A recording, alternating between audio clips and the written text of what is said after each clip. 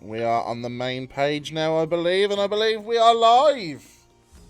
Hi! Hello, everybody. And how are we all doing today, compadres? Mute all of that. Marvellous. Marvelous. Good stuff, good stuff, good stuff, good stuff. Has the week treated you well? It's been alright. Good, good, We're good. fine. I live. Every week is the same week Yeah. for a year and a half. There is no difference between the weeks, week in, week out. All of the weeks are the same. We have this thing. I speak to one of my friends every now and then, and we have this thing where it's like, "You all right?" And we go, "Yeah, we're fine," because we both have a mutual understanding that there is that layer of depression that we haven't seen like the outside world properly in months and months and months. So it's like everything's okay, but apart from this. Oh dear, but we are here. We are getting ready to roll some dice. Now, shall we have a quick recap of what happened to you guys last time? So, you left the town of Mythos Loci. You ventured south towards Willowbane, and on your way to Willowbane, you got set upon by some Hellions from the deep. These sharkmen humanoids that nearly, unfortunately, killed our rogue Julyan. But, thankfully, with a well-placed dagger, she made sure they ain't going anywhere. It wasn't close. It was fine. I know it was fine, but come on. Drama. You ventured into the town of Willowbane, where the local the sheriff, Hope, asked you for some help with some pesky thieves that have been breaking into the warehouses in the district. Pesky thieves. You then proceeded to help him and found that there was an organisation looking for something specific in one of the warehouses, which... The Order of the Curse. The Order of the Curse, which, Janathy, you identified as something from the Lord of Bastion. Umbraa, you took it and hid it away quickly, and as Hope was walking the captive to the jails, he escaped with the help of his Order brethren. They done goofed. They done goofed indeed. And you realise that Hope was a very angry, egotistical man, and he wasn't happy with you withholding information from him. Oh well. And after a brief back and forth between Hope and Sentinel, you were then proceeded to be removed from Willowbane, and you get the feeling that you wouldn't be welcome there again. And then at the gates, you realise that the shark corpse that you were taking to identify at your rendezvous was still in the tavern. Yep. But thankfully, a couple of good charisma checks and the help of some of the guard that realised, you know what, you weren't as bad as what Hope was making out. You managed to get your shark corpse, and you have entered once again into the Lucky Griffin, where Quincy stood at the bar, polishing a glass, looks over and went, well, you look like you've got some stories to tell. Come and have a drink. And that's where we ended. So, whatever your group of adventurers is called. The group. The group. It is now over to you guys. What would you like to do? Who was holding the wheelbarrow? I think I was. I think it's outside, isn't it? Because it's not going to fit Yeah. through the door. Okay, so Umbraa will look to Sen and say, give me a hand, and we'll both kind of pick the corpse up to carry it through into the tavern. Well, we will get it ready because we need to ask him first. So Yeah, I was we'll going get to it say. through. I think we let you know in advance of carrying a corpse into the pub. No, Yeah. So my we're kind of- persuasion is -1, so someone Someone more charismatic than a robot man needs to have a conversation with this fellow. I think we agreed Dent was going to be the voice, didn't we? Yeah, I think you're the face. I think that's just how it's happened. Go on, Deb. Off you go. I will go up to Quincy. It's name, isn't it? Yep. Yeah. I just remembered something. And I will say to him, "Do you trust us?" I mean, I've got no It's a reason. bold oak. It's a bold oak now. I've got no reason to not trust you. But then again, I've got no reason to have... You have gained my trust. So, what's troubling you, sir? And as I don't know what role I'd make, but as honestly and as calmly and politely as I can, I'll explain that we have the body of a monster that we're trying to transport to the authorities, and we need somewhere where it'll be preserved, where we can keep it. Do you mind if we bring it in with us? Roll a persuasion check. First roll of the night. Be good, no pressure. 15 plus 5, that's a dirty 20. A dirty 20. Nice. Ooh. Quincy looks and you see his shoulders sort of like bounce up and down as he's laughing at your story, and he's like, adventurers, full of the unexpected. And you see him sort of wave his hand in the air. You notice now, his hands, on one hand, he only has 3 fingers. And on the other hand, he only has 2 fingers. And he sort of twists his hand. And all the way around. All the way around, Exorcist style. And one of the mechs comes from behind, walks behind, picks it up, and then just walks it back. And he looks over and goes, "It'll be fine, don't worry." So, where is it you're headed? Can I do an insight check? You can roll an insight check. Noella suspicious. Noella suspicious. All of the suspicion. It's probably good though, because I wouldn't have. I just gone. Yeah, that seems fair. So I rolled with advantage, and it's 16 plus 7, so 23. Nice. I mean, with a 23, you gain that Quincy is in fact completely truthful. Aww. All the time. He never lies. He can't lie. He's cursed. He is actually incapable of lying. He means what he says. He says he will look after it. He's going to look after it. And he looks back over at you, Redemption, and says, "So, where is it you're taking that thing?" If I remember, it's to a colleague of my comrade Sentinel. It is in Timberbrook. Timberbrook. We're taking it to Timberbrook. He goes, "Oh, Timberbrook. At this time of night." She says, "Long way away. You planning on walking?" Sadly, The so. idea. Yeah, we haven't got a choice. Sadly, we kind of got kicked out of the last place we came. We came from Willowbane. I heard. News travels quickly. See. I kind of like you guys.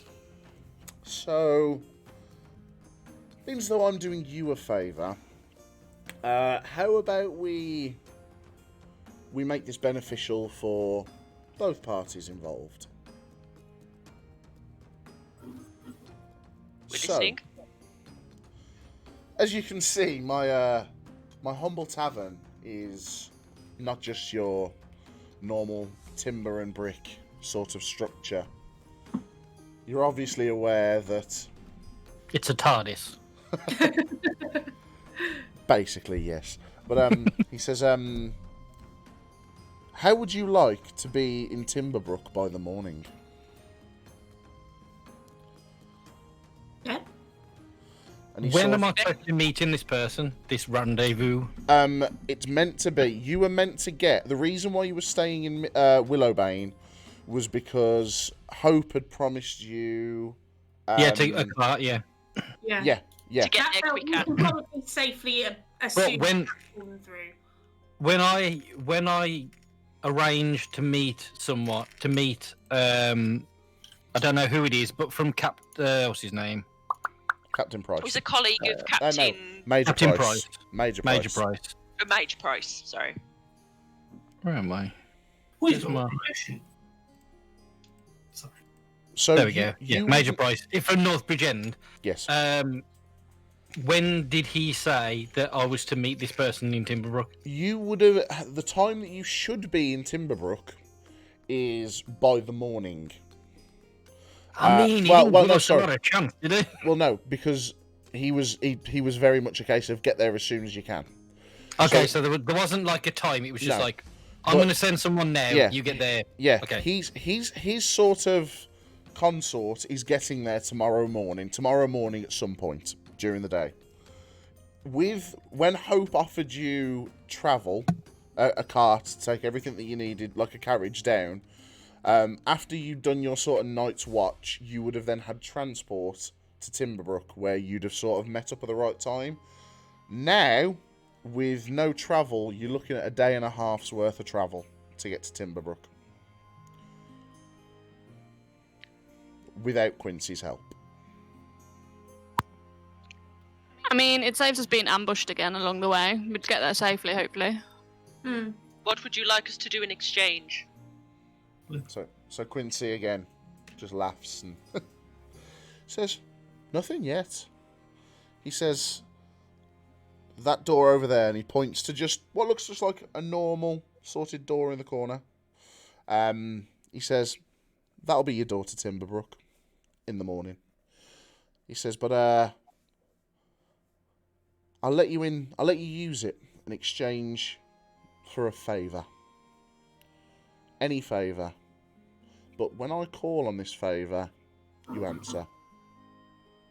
I mean, this sounds like a bad deal. Like, if some random person that we've met once before goes, "It's going to be a favour. Any favour. Could be evil. Could be the worst thing you could think of. But you'll do it though, won't you? Because I'm going to shave a day and a half off your travel." I mean, And store a shark dead body. Yeah. I'm in. Mm. I think we can trust. I sense we can trust Quincy not to screw us. I would feel better if we knew the favour, but I can understand the idea of us owing you one.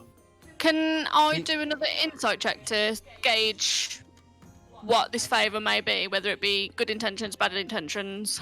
yeah, go for it. What he does say, though, to you in response, Demp, says the reason why I can't tell you what the favour is because I have no need for a favour yet. A man can only tell you what the favour is when he has need for a favour, and at the moment I have no favours that I'm in need of.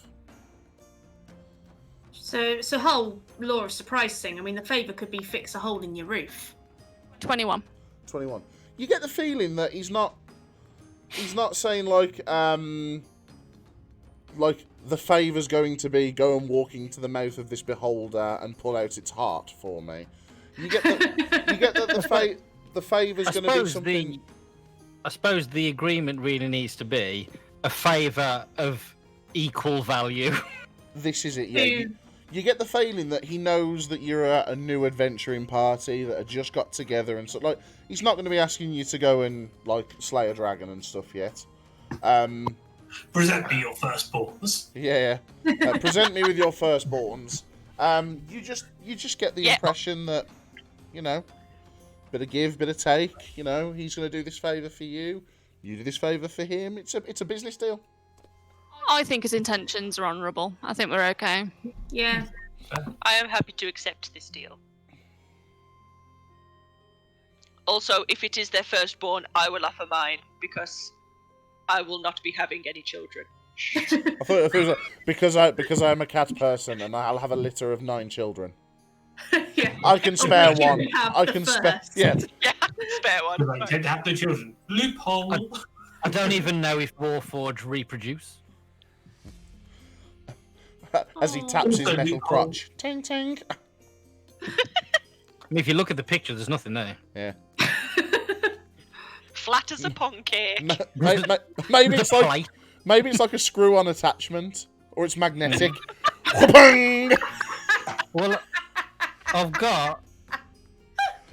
Why I am have we? proficient in Why? carpenter's tools, leatherworker's tools, smith's tools, thieves' tools, tinker's tools. So I could probably knock something up. Yeah. Hey!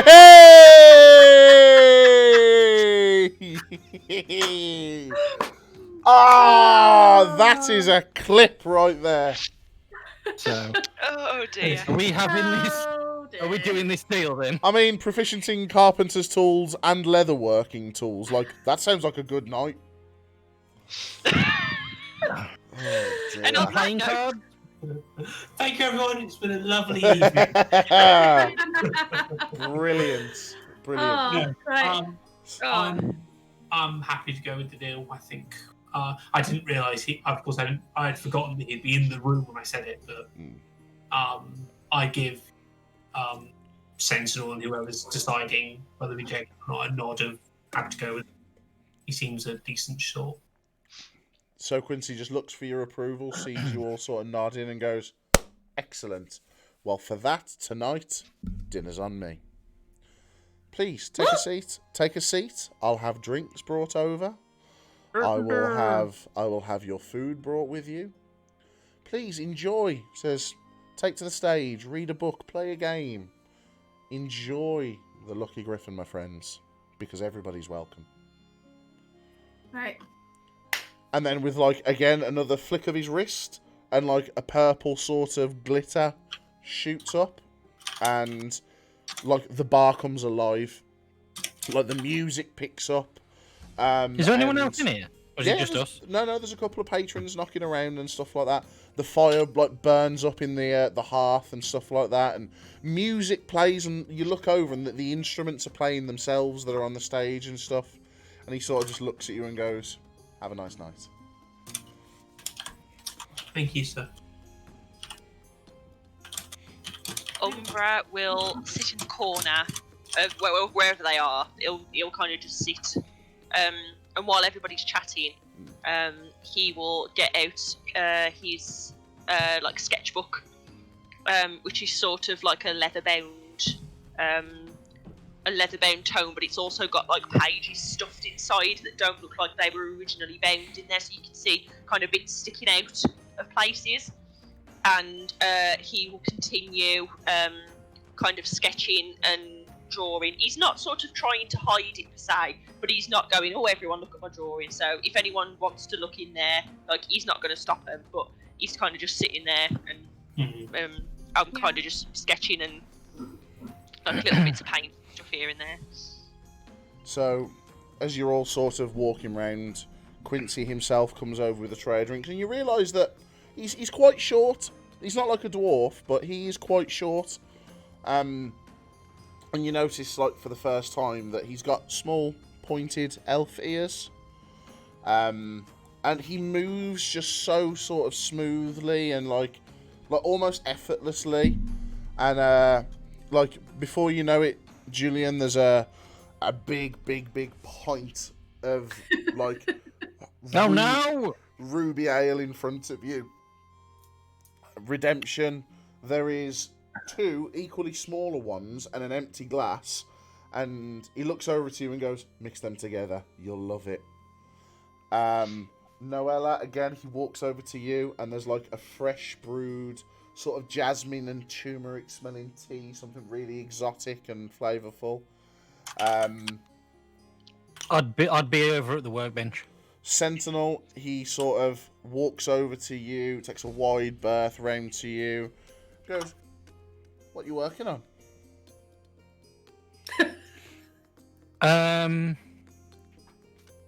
I had hoped that the magical bench would produce tools for me to be able to study one of these coral crystals. So he goes, "Oh, okay." And as he says it, he bangs on the top of the thing, and the bottom drawer pulls out. But like that drawer from Bruce Almighty, where it comes out about 8 foot, and lined in there are tools aplenty. And then he sort of goes, "Have fun. Make sure you show me if you create anything magical." And he pops like a flagon on the desk for you, and he says, "I know it's not necessary, but it sure is tasty." And there's like a dark, flavourful liquid in there, like you think his equivalent of like a cola or something. Yeah. Okay. And then he walks over to you, Umbraa, and goes,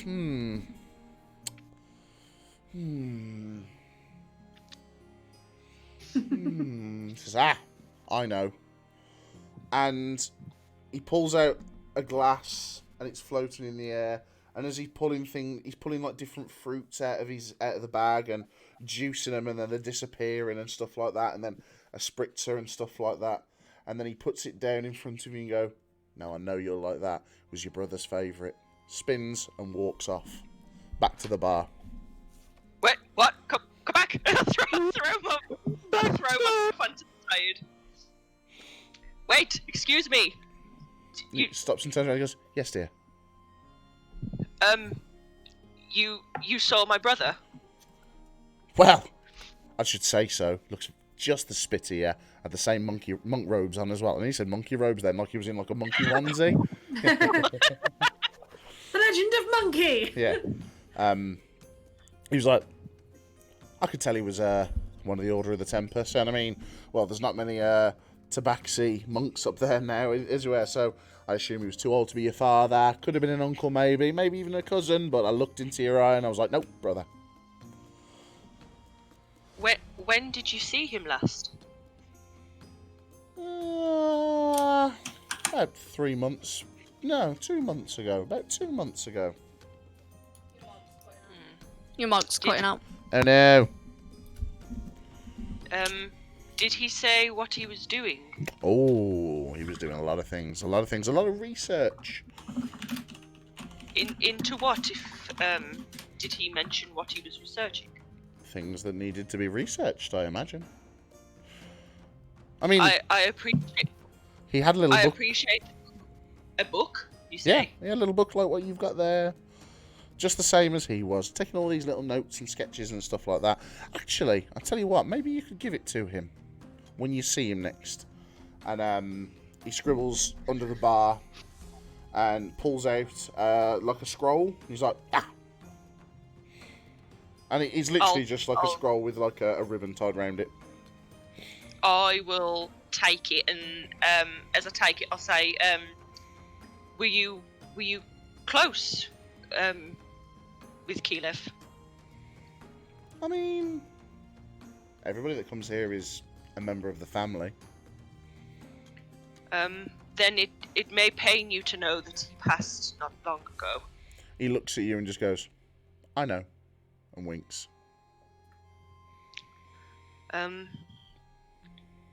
I am attempting to find what happened to him. It was not pleasant. He looks over. He looks sort of down at his feet and back up at you and says, "My dear, as much as I know things, that I don't know." Thank you. Thank you for this. It is greatly appreciated from the Order and on a personal level as well. He sort of nods at you and goes, "You'd be proud. Very, very proud." I like to think so. Thank you, Quincy. Pleasure. And Umbraa will turn and he'll put the scroll in his satchel, and then go and sit and carry on sketching. Okay. Right, Voodoo. What did you say you were trying to do? I was going to make some manner of investigation into these crystals. Okay, so how? I mean, I assume they're magical. but I don't know anything about them yet. How are you planning on investigating them? Are you looking them over? I'll start off with in tongues, obviously. I'm not going to touch them. Yeah. Magnifier, just giving the gem like a proper millimeter by millimeter look at it, just to have a proper know. Roll an investigation check. Proper know what it looks like. Oh, hello. That's a natural 20. So Whoa, natural 20! that's 27. 27. Well, I mean, So I've had a real good look at this thing. 27. Jeez. you literally notice. He I'm knows good at well. investigation. So Get me to stealth. Not so good. you take it with the tongs and your magnifying glass, and you look, and you can see it's a sizable gem. It's a good sort of. Are they like fist sized? Yeah. Like I wasn't sure the size. like sort of that tall and sort of like fish-shaped gem. It's a hearty thing, and you're holding it in the tongs and you're looking that like the cuts on the gem that make it they're not natural. They've been made with like a cutting tool, but they've not been made to resemble any sort of traditional sort of like a princess cut. It's not a normal gem cut. Yeah, it's not like an emerald cut or a princess cut or anything like that. Is it faceted in some like peculiar way? What if I shine light through it, does it prism in any kind of weirdness? See, when you look deep into the gem, you can see, while it's got like a green hue on the outside, as you look deep into the centre of the gem, you can see waves crashing inside the gem. You can see, when you look at like rotate it round a bit, you can see a storm almost. And like, does it feel like? Do I get the impression that it's an enchantment, or that it's like I'm seeing a place? You roll an Arcana check. I am less good at these. Come on, Yes, Sen. 9. 9. 9. You can't sort of. You're looking at it and like it looks like the sea. Whether it's actually the sea or it's just an enchantment, you don't know. But you look at it and you can definitely see the water moving as you like turn it round, and it's a different sort of like seascape. And like you say, as you sort of catch it in the light, it does glint and reflect the light. Have you ever seen, like, if you've been underwater and you look at a light source, how the light sort of filters down in sort of like tubes? Yeah. As it catches it, it almost reflects sort of like that onto the desk. Like underwater god ray. Yeah, like stuff. yeah. Okay. I assume this will have taken a number of minutes. I'd say you've been looking at it for a good few minutes, shall we say? Okay. I'll carry on having to think about the next investigation. If you want to talk to someone else wants to do something. So, rest of the party sat at the table next to Sentinel, tinkering with his gemstones. Is there Making extra sure not to touch them. Yeah. Did you say that there's loads of books? There are Bookshelf. tons and tons and tons and tons of books. Can I have a look to see if I can find like an encyclopedia of animals? Roll a investigation check.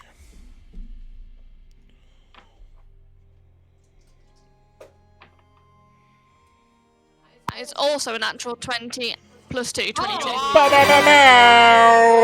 Natural 20. Hell yes. So you pretty much walk up straight to the bookshelf and animals, great. Pulls out. Yeah.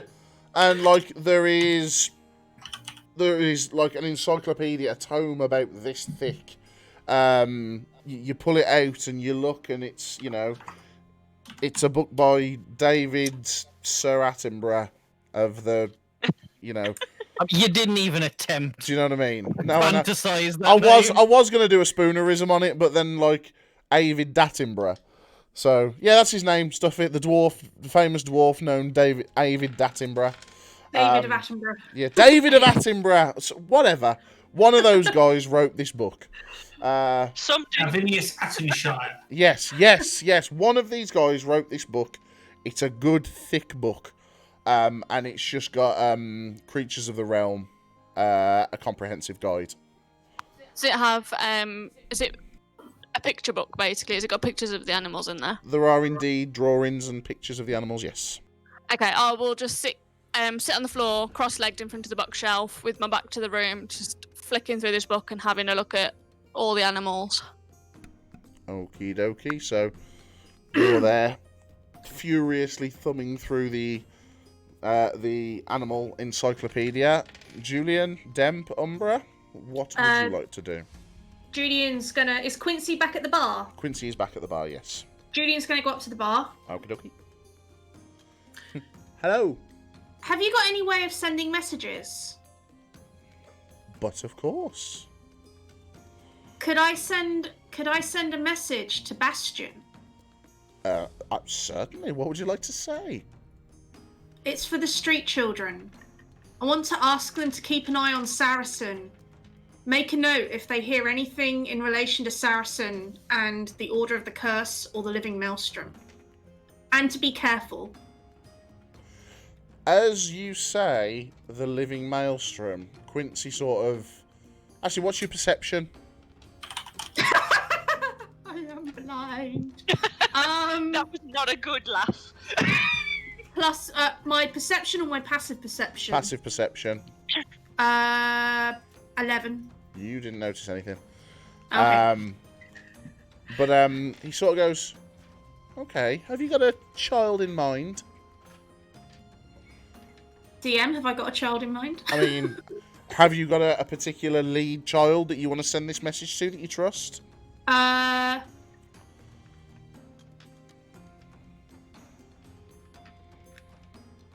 Send it to Johan. Says, imagine Johan in your mind right now. And then he sort of gets his finger and presses it in the middle of your forehead.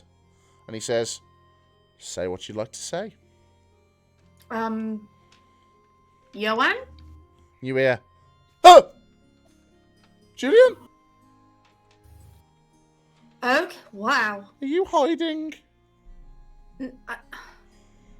I think I'm talking in your mind. That's so cool! Johan, I need you and the others to do something for me. Yeah, sure. What's that? Saracen. Ugh. I know. I need you to sniff around Saracen's place for a few days. See? Just be careful, but if you notice anything about the Living Maelstrom or the Order of the Curse, just find a way. Find a way. Are you on a mission? Maybe. Am I helping? You're helping on a mission. You're helping adventurers on a mission. Yes! I love Johan.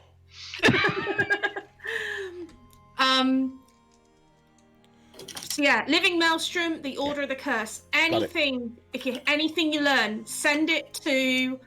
Try and find a way to get a message to Timberbrook. Timberbrook, right? Okay, got it. And Johan, be careful. You know me, always careful. Ow, I fell over. Sorry, I got excited. I stood up too fast. Maybe get Eddie to help you. In fact, let Eddie take over. Julyan, we miss you. I miss you too. Go get the bad guys. Okay. So can you hear anything that I'm thinking? Can I hear anything that he's thinking? And then as it goes quiet, you hear him go, bum farts.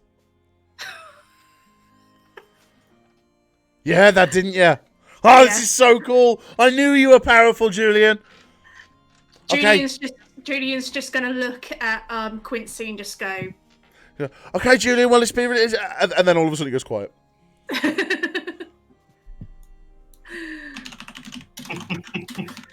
He's like, And like Quincy looks at you and goes, I like him. Yeah, he's definitely a character. I guess that's what happens when you're a foundling in a fish market. The world is cruel.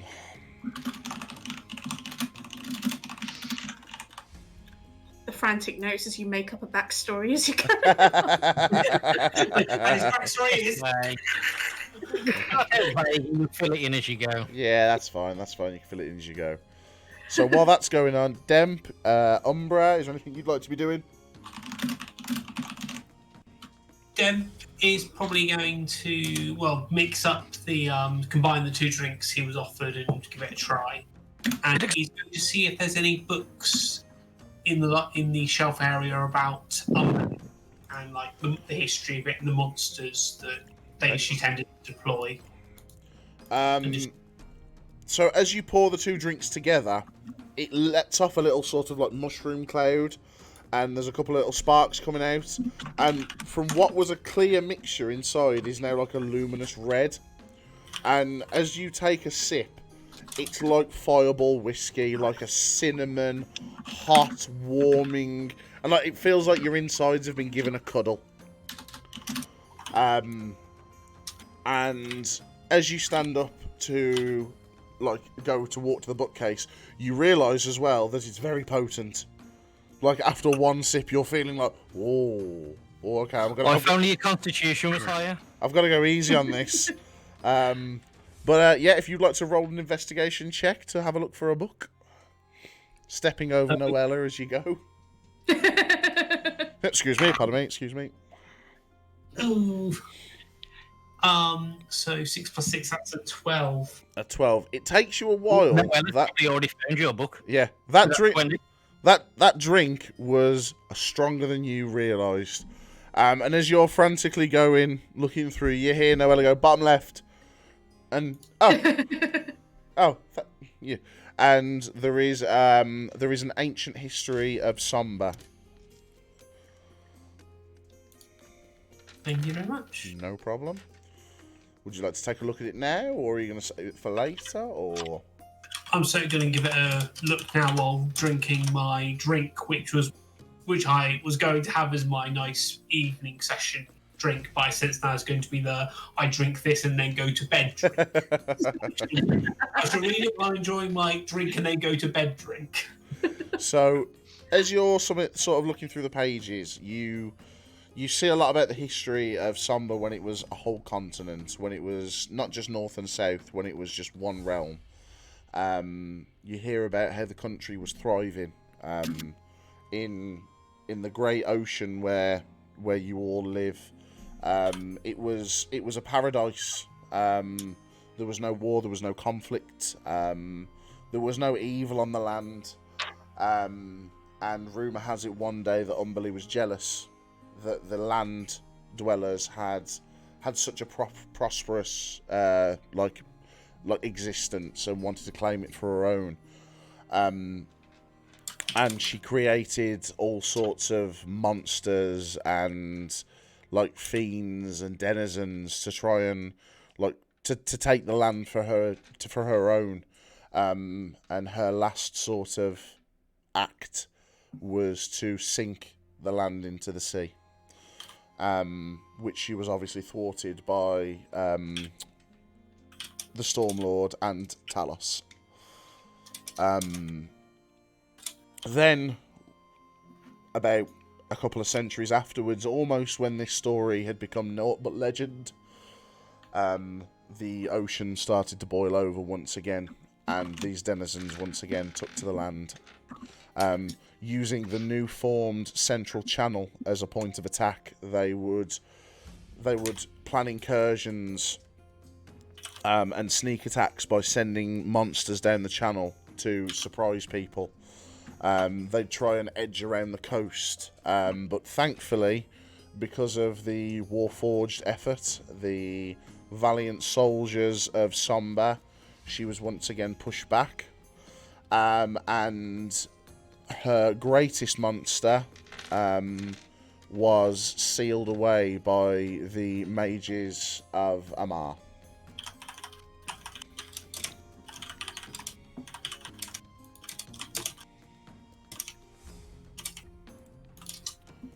And is there like a standard soldier that she would tend to use, or is it just a myriad of beasts? The standard was what looked like bloated humans, like pasty blue skin that had started to develop scale and gills. The hands had sort of started webbing with claws. It reads about the Sekulin Hellions, like that you fought, these sort of mutated shark creatures. There was gargantuan creatures that it mentions. These sort of like mutated sort of like had coral sticking out of their neck as they were coming after, like different things of like super speed. There was all sorts. The book mentions all sorts of like fiend and horrible creature that she used.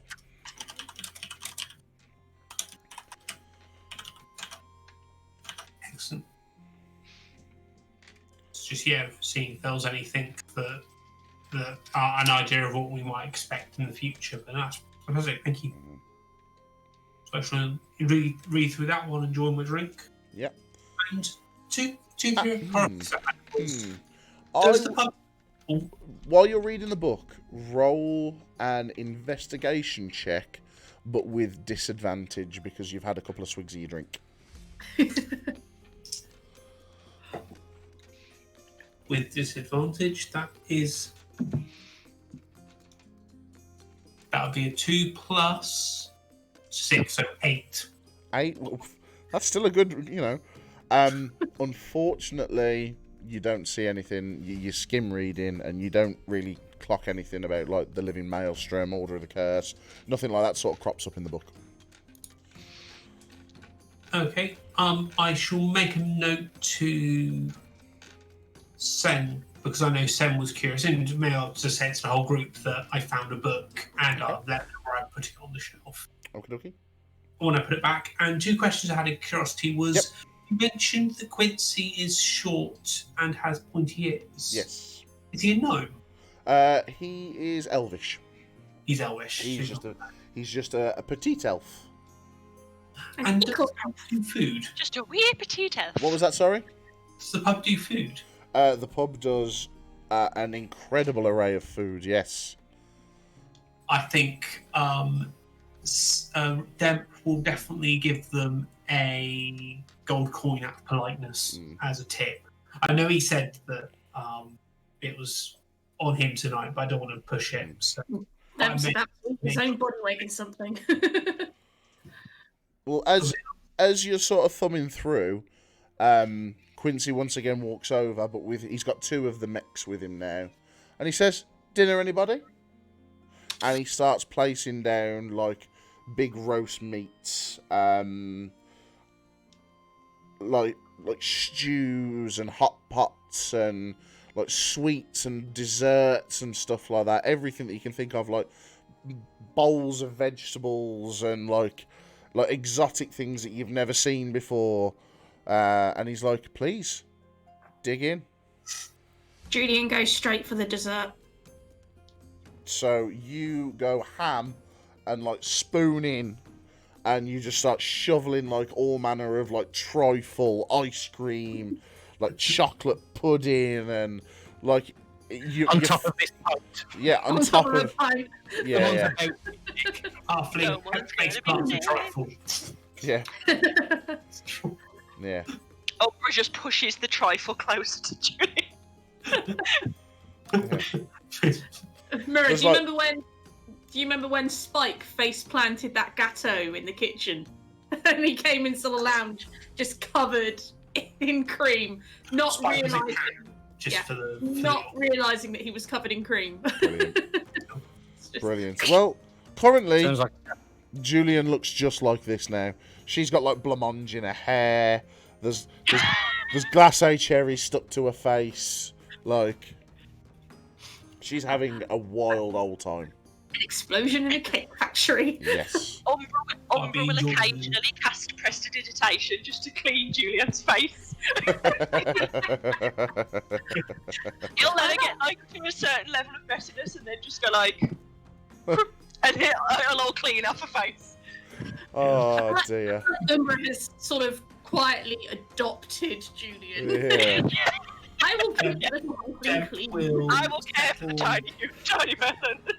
settle with his drink, grabbing the roast meats and whatever condiments come with it, and just quietly accepting to himself that he's going to be broke in the morning because he has no idea how much any of this costs.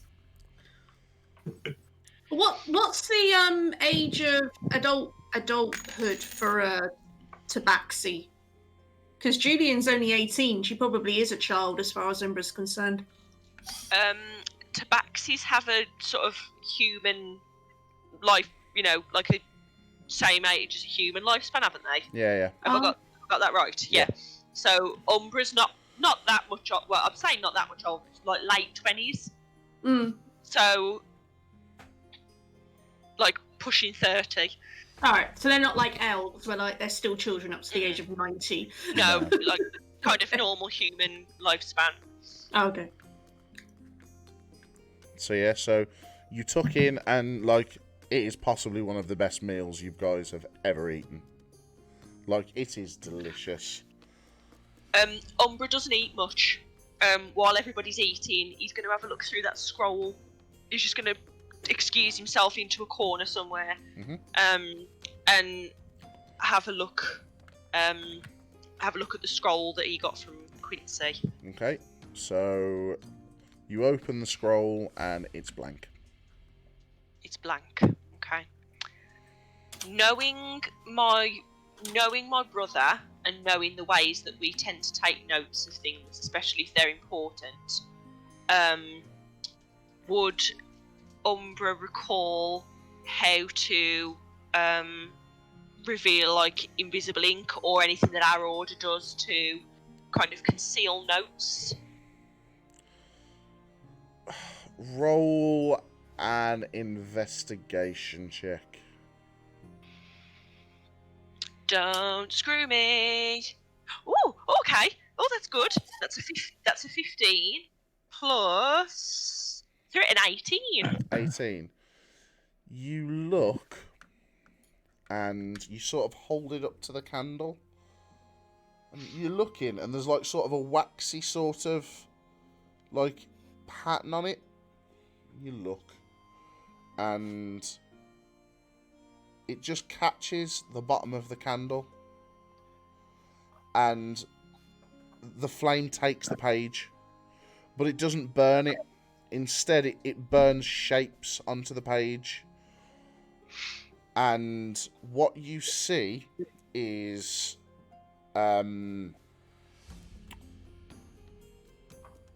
frantic scribbles all over the page.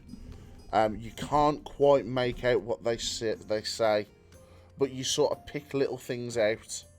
One of the words that you do pick out is Order of the Curse. Okay. More frantic scribbles. You see your name pops up, Umbraa. More and more. And then all of a sudden, it goes blank. And then as the flame starts smouldering again, it says, "I knew you'd come, brother." And then the flame dissipates off the paper.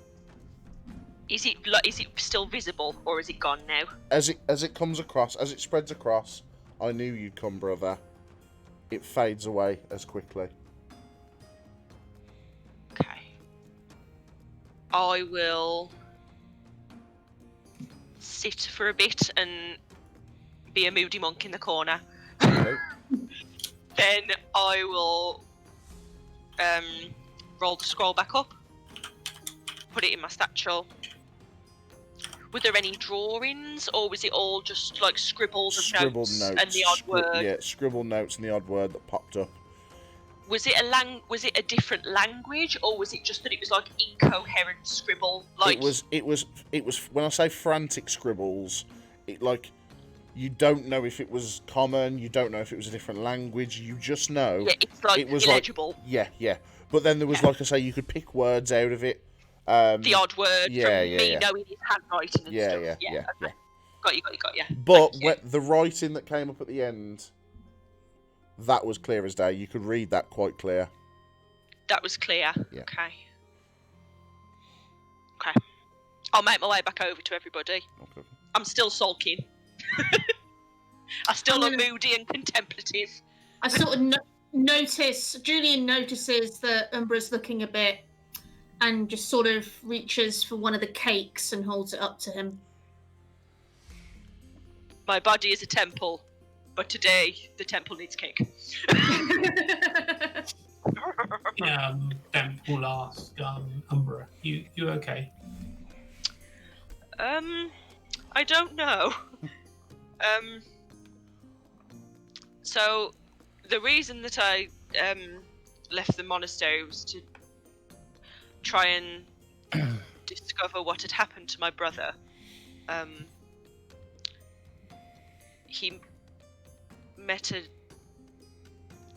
end that I would not wish on anyone. I will not describe it. It was not pleasant. But it turns out that Quincy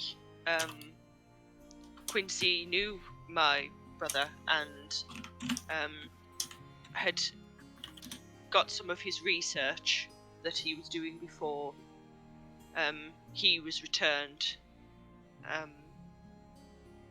But a lot of it is scribbles.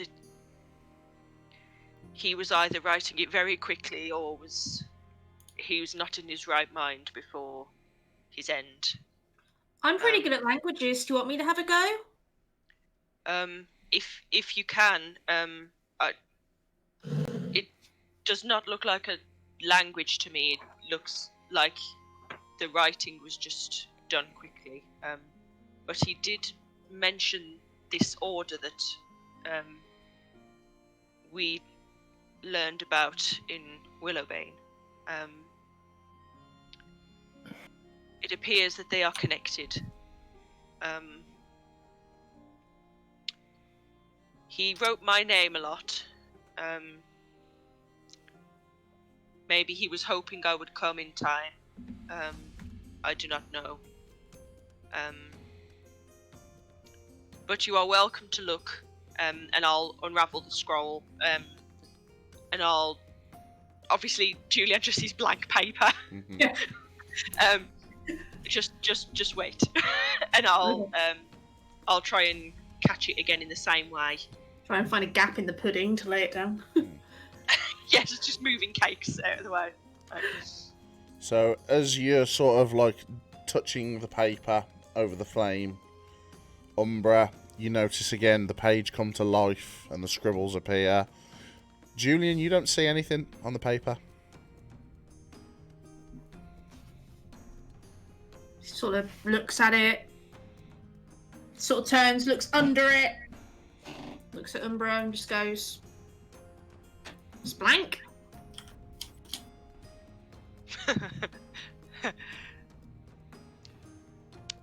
Why does he always do this to me?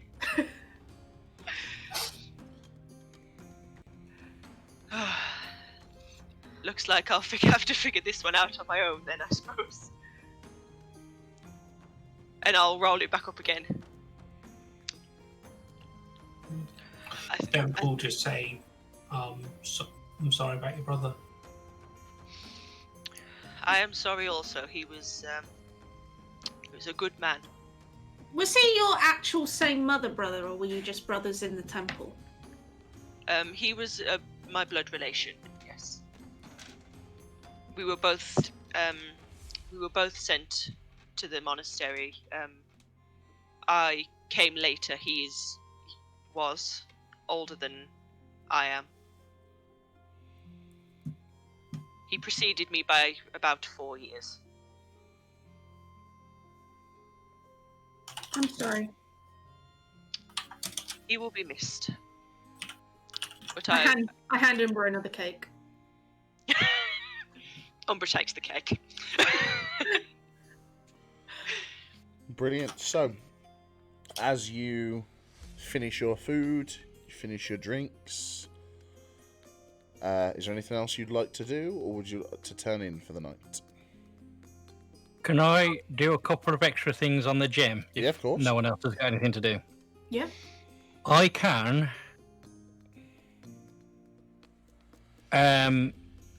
imbue a tiny non-magical object with a magical property, and I've got a little list of them. Yep. So I'm going to take, if there's something like a little ball of tar or something. Yep. Imbue it with the ability to cast light in a 5-foot radius. Okay. And I'm going to use some tweezers to stick it on a facet of the gem, which I want sort of like try and suspend on a clamp or something. Right.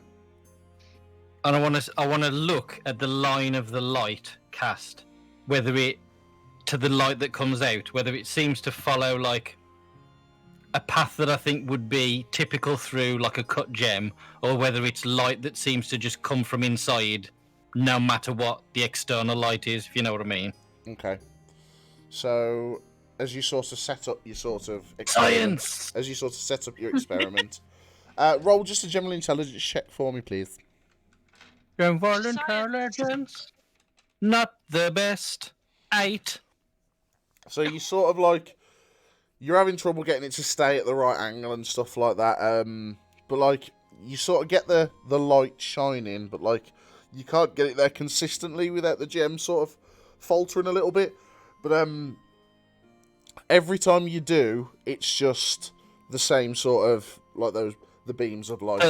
It's like the external light sort of just disappears into the gem, Yes. and this generalized other light just comes out no matter where I put. Yeah. Okay. Yeah. Okie doke. I mean, I don't want to be sat here doing experiments on it forever, so. No, take as much time as you need. Mm. That's what D&D is all about. Science! I might walk up to Sentinel at one point and ask him, this thing that seems to be starting up with this cult and the monsters that attacked us, you seem to think that whoever you're going to go meet wants to keep this under wraps. Are you okay with word getting out eventually? Because we need to start warning villages. I mean, I've got family in a really remote town. I wouldn't mind warning. I mean, what would he say? Everyone needs to know. Eventually.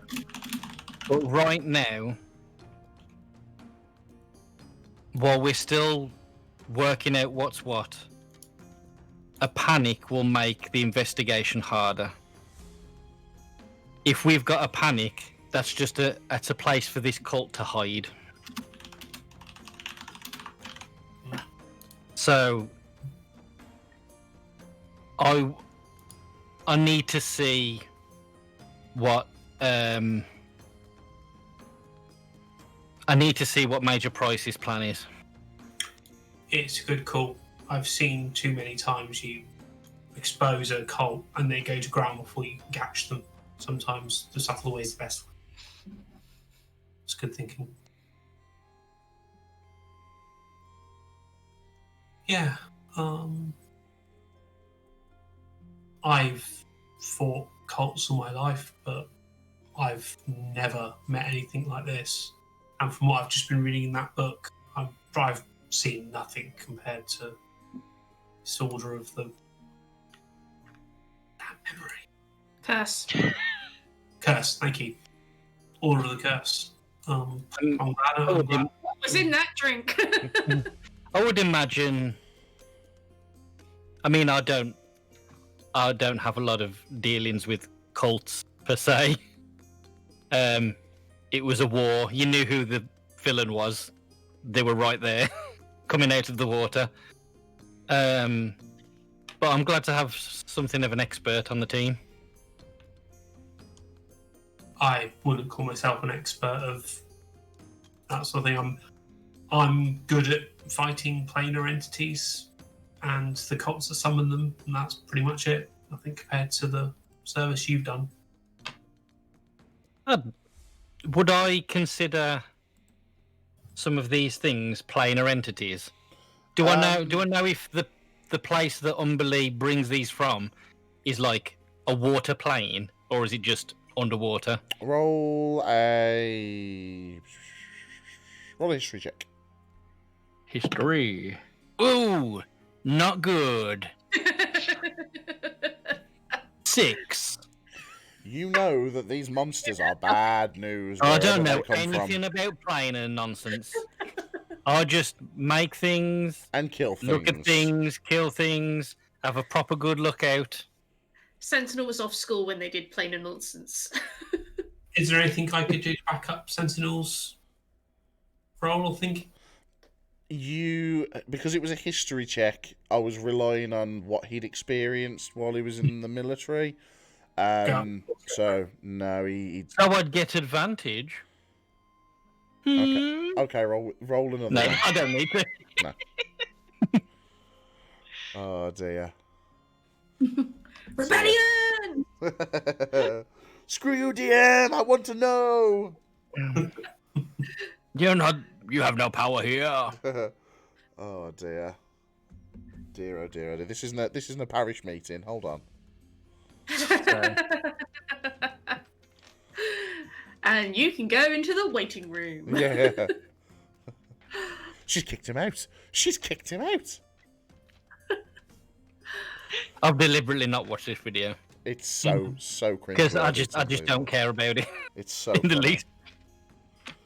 Okay, so one last experiment before we turn in, and other people might want to do things with this game before it's 1 o'clock in the morning. Okay. Is there like paper and ink and things in the table? Yeah. Okay. Rico, because I made him so he's sort of like he's like spider legs, Yeah. sort of like as a hand when he's got his wings out, and they're sort of like pointed. Mm-hmm. My imagining is, would you think he'd be able to draw a picture of something that he saw, scratching it out rough? Yeah. I'm not saying it's going to be a work of art, but like if it, like as a reconnaissance drone, which Yeah, is basically how I imagine him, He'd being be able, able- like sending he'd him be up able and bringing him to- back and going, what scratching did you something say? out. Yeah. Yeah. Okay. So with the gem still on its stand, Mm-hmm. I'm going to have Rico touch it. Okay. Rico touches the gem. Yep. Just doesn't move. Doesn't move. Doesn't move. And then after say like a minute. Before Is it the less than a minute- minute? Before the minute's Okay. up, Rico poof into bits. So I get and his gem drops. And the His piece of amber amber. Bang, bang, Clink. So and I go. Oh, Rico! So. Oh no, this is fine. This is what I expected to happen. I'm sorry. I'm sorry. Jan's face and Amy's face then made that worth it. That was canon. Julyan is currently sat at the table just... Rico is currently in bits everywhere. And you see Quincy sort of go, ooh. So. Umbra's gonna say like, do you want me to collect him? I'm gonna start like gathering pieces. Oh, I imagine so Julian's like picking bits up like. bits of the bits of him like still there? Oh yeah, no, And he's not. And He's the, not. and the amber drops. He's not just exploding into dust. He's just bang and like Okay. it like fell into bits. I will collect the pieces, Mm. and I took a component pouch off one of the that one cult member. You did. So I'll just like put the bits in there, Yep. and then I'll make the start of infusing him back into a. How long does that take? I think it is. Where are my things? Whenever I finish a long rest. Right. Okay. So. Okay. After, So in the morning, I'll have reformed him. You scoop up what bits of Rico there were. Julyan. Strictly speaking, I only need the heart. Yeah. The amber heart. But like, yeah. So you pick up bits of Rico, and you keep them all in one place with the amber heart. But I'm gonna turn around and I'll see Julyan looking really upset and everyone else looking shocked, and I'll just say, I fully expected this to happen. Not laughing, he doesn't laugh. But I was like, I fully expected this to be the case.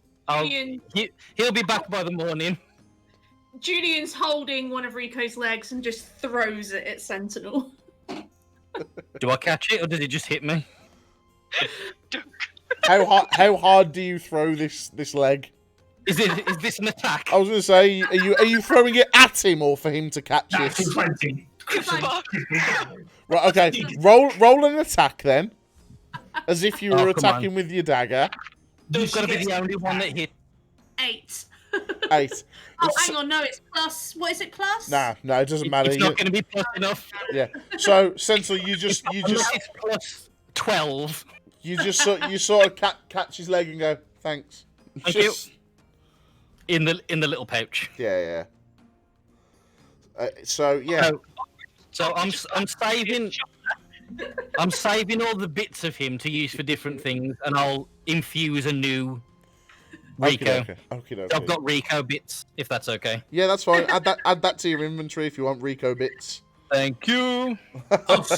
So Demp is like trying to calm down. It's like, so you can just reassemble him. Yes. Oh god, Rico's gonna be the new Frumpkin. Just like every other episode, he gets killed in some new way.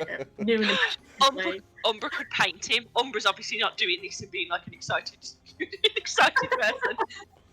I could paint him. Do you mean like give him a makeover, or do you mean just paint him in your book? No, I mean like physically paint the. I mean, you could. When we've got a group name and a logo, it's going on there. He shall Branded be everything. Okay, so Next city we're in, urban camouflage. We're going to the desert camouflage. We're going to the ocean Totally camouflage. camouflage him. Brilliant. It's amazing. I have so many ideas. Right. So, if you that's what I'll be doing for the evening. there you go. As So, part of my long rest. is there anything else you'd like to do, or are you proceeding to go to your quarters to have a nice long sleep? Can I, before we go, like, just not like super sneakily because he's given them to us, but like if there's any cakes left over, like just sneak them into a bundle that I will then just like drop at Julian's door on the way past. You can absolutely do that, yeah, not a problem. I won't even get you to roll for that. That's absolutely allowed. Noella, are you still reading Animalator's Ed book? Yep. Are you taking that to bed with you? I'm actually going to stay here, and I think during my trance I can meditate, so I'm just going to spend the 4 hours just absorbing every single image in the book. Okay, so everybody else has gone to bed. You sat there by the fire on your own, and it's quite late. Like, a lot of the people have like gone to bed now, and like it's only Quincy behind the bar, and like Quincy, like you've only ever seen him behind the bar and walking around. Like you don't think there's another person that covers like the night shift and the morning shift. You think it's Quincy, but like he's sort of sat there just polishing glasses, wiping down his bar, and as you sit there cross-legged on the floor, close your eyes. You breathe in, You breathe out. You breathe in. You breathe out. When you open your eyes again, you're back in the frozen forest of Mythaslosi. And you're sat there in your direwolf form. And you look up and the moon is as bright as anything. And as you look up at the moon, you see tiny bats fly out of a tree. You look at the bats and you look at the bats and you become a bat and you flutter around. But then all of a sudden you're not a bat, you're yourself again. And you fall in. And you fall in. And you fall in. And as you hit the snow on the bottom, you snap awake and you're back in the Lucky Griffin. Still sat there. Still on your own. No one paying any attention. And you think to yourself, and you gotta get through this. Gotta get through this. And close your eyes again. You start your meditation. You open your eyes, and again you're in the frozen forest of Mythaslosi. You're at home, and you're walking through the town. This time as your human form, and you see a stray cat run across a couple of the rooftops. You look, and you concentrate, and again, you look round and you're a cat, and you prance on top of the rooftop. And as you go to jump to the next rooftop, you turn back into yourself and you fall again. And you hit the ground and it snaps you back out of it, and like it's annoying you, like why you can't do it. You close your eyes once again. But this time, when you close your eyes and you meditate, you're not in Mythaslosi. You're very conscious of the world around the outside you, but it's dark. And sat in front of you is a direwolf. And another direwolf. And another direwolf. Of all different colours. There's black, there's grey, there's brown. There's like mixed sort of brindle colours. There's merles. There's all sorts of different types of colour of these direwolves. And you're sat there, like bigger than them all. And fur is crystal white. And they start howling. And you howl. And when you open your eyes again, before you realise it, it's daytime. It's the next day in the Lucky Griffin. There's patrons down. They're there having breakfast. And you realise you've been sat down next to that bookcase for the entire night. You've managed to get your meditation in and your trance. But the lucid dreams, they've still stuck with you. And the tribe of wolves, the falling from heights, all of it sticks with you. And as you sort of get up and go to put the book back, Quincy goes, no, that one's for you. And you don't know if he's been watching you all night or paying attention, but he sort of looks and understands, and then goes back to serving drinks and doing what else it is he's doing.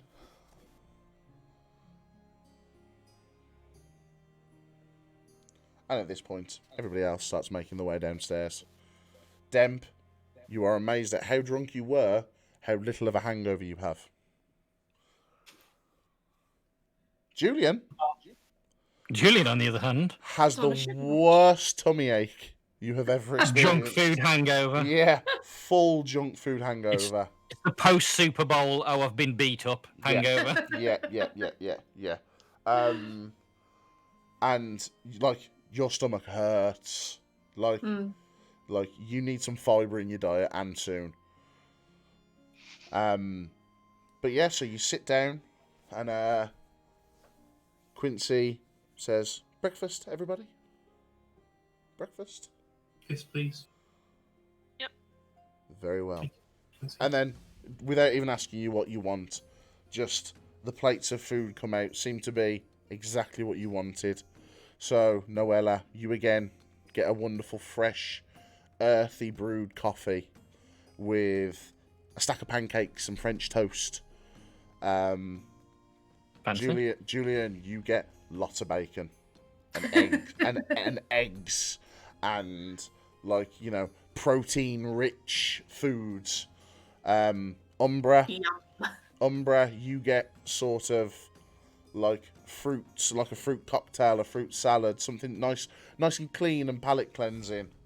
And Redemption just gets the biggest plate of full English breakfast in his life.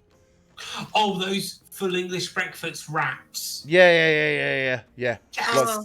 Like that's just, it's like an entire like breakfast in a burrito this size. Like, it's huge. Oh dear.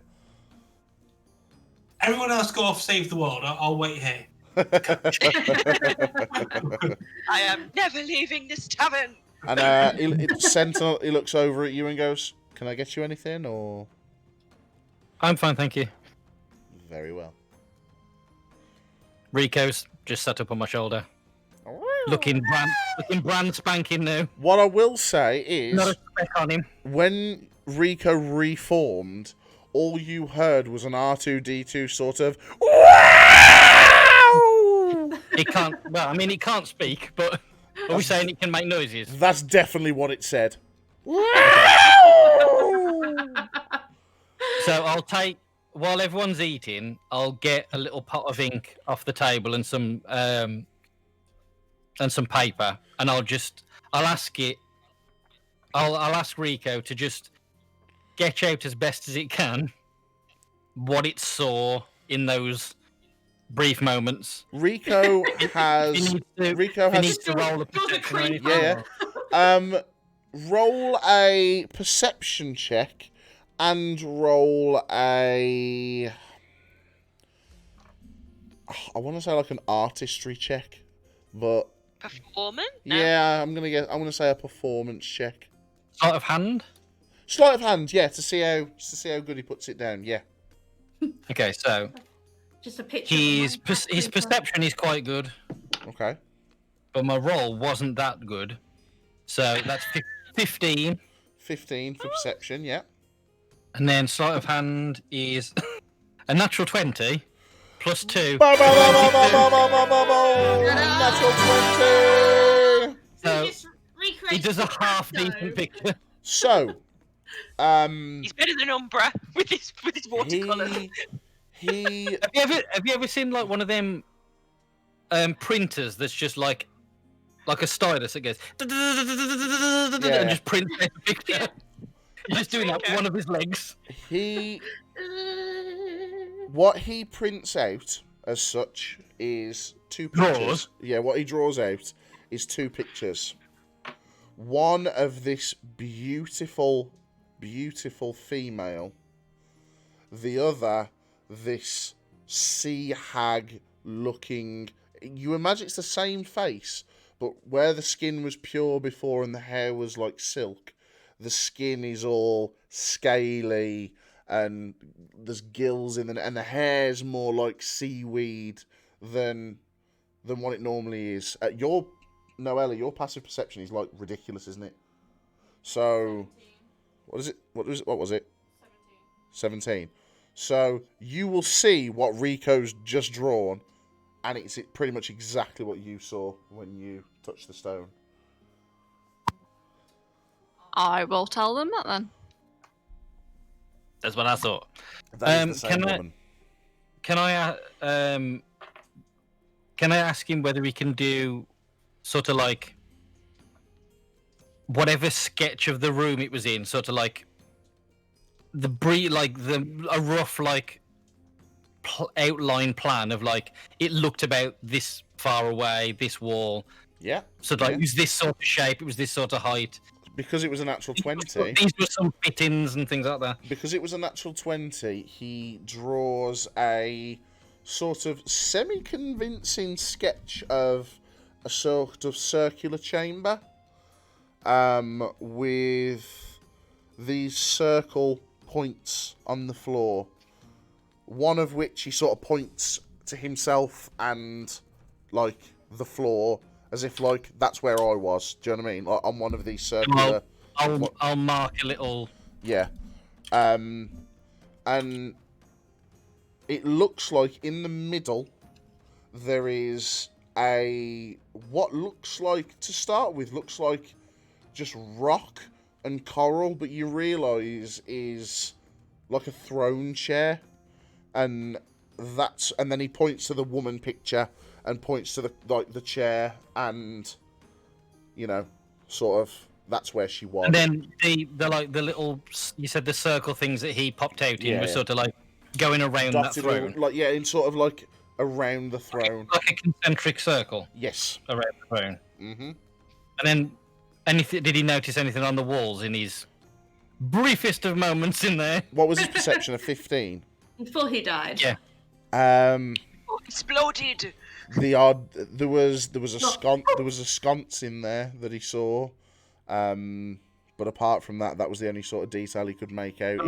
Like no doorways or anything. Not that he could see. He was very much focused on what was happening directly in front of him. Yeah. Like there. Well, that'd be the things that he would have done.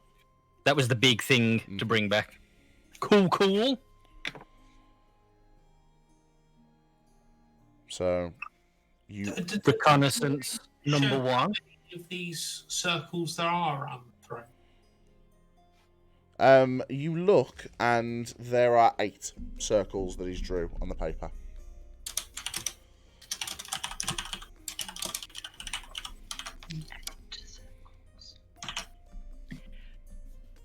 Does anything on that drawing that Rico did look familiar to any of the scribbles that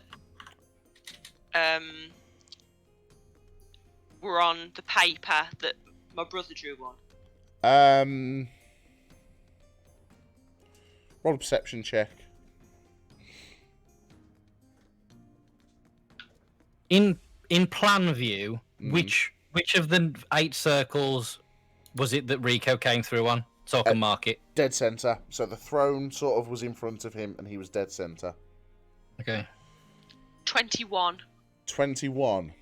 You pretty much see everything that's going on the scratching, like the Rico's drawings and stuff like that. But you can't. There's nothing that you can link from what he's drew to what was on the parchment. Okay. So. Worth a try. So as you finish your breakfasts, you go to stand up and leave, and just before you do, Julyan, Quincy goes, "Come here, little one." A message for you. And as he closes his eyes, they roll back and they're white. And he's talking to you, but it's the voice of Edward, was it that you said you wanted to say? Eddie, Johan and Eddie, yeah. Yeah, Eddie. It's his voice that comes out. He says, Julyan, we're hanging round the manor. Some really creepy guys coming in and out. Some real creepy guys. They're wearing these weird black cloaks. And, I mean, Johan tried to bump into one and pickpocket him, but he got caught. He hasn't come back out yet. I'm worried. And then it cuts off. And Quincy comes back.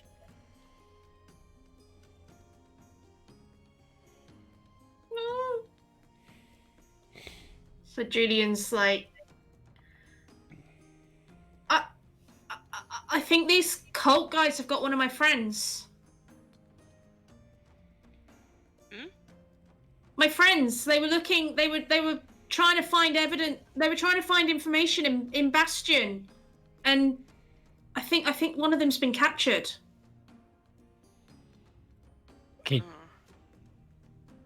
That is not good. Could you message them again? Can I try and get a message directly to Johan? Quincy goes, "We can try." And he puts his hand his finger between your eyes again and goes, think real hard. And you are snapped into the young mind of Johan. But it's filled with fear. And, like, your ears are ringing with this, like, sort of piercing, shrill, sort of, like, high-pitched screaming noise. And, like, everything's cloudy and muddled. And, like, it's hard to sort of concentrate on what you're doing. Is it... Can I see anything? You open your eyes, and it's just, it's darkness. But, like, you can still hear things that are going on, and you can hear Johan just go, no, no, no, no! And then you hear his voice coming again, and, no, no, no, please, no! Please stop, please, no! Like it's fading in and out. And then Quincy, like, sort of snaps back and goes, I'm so sorry.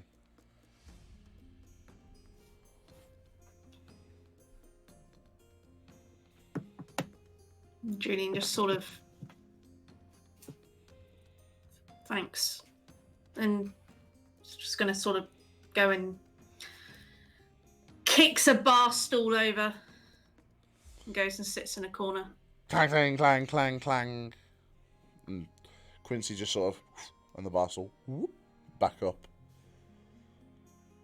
Did the rest of us hear that, or was it? No, that was like, it was like in your head, Julyan, like it was, yeah. One of us could ask Julyan or Quincy who would be closer. Probably Julyan's like, you all right?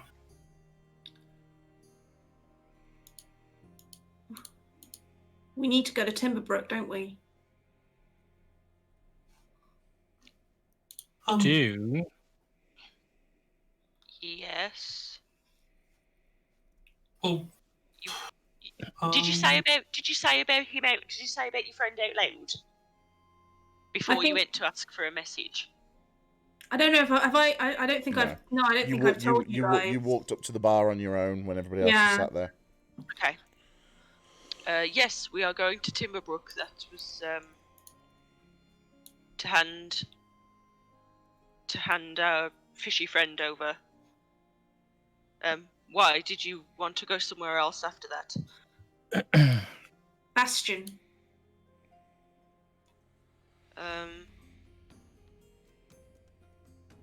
Yeah, we could. Well, we need to go to Bastion anyway, do we not? To question this gentleman who Saracen. had who had the object So I'm kind of. that I currently have. If this was like, you know, Julyan would just run off on their own, but obviously you don't want to split the party. It's like, how quickly? I mean, can Timberbrook wait? open door to Timberbrook. Shut door to Timberbrook.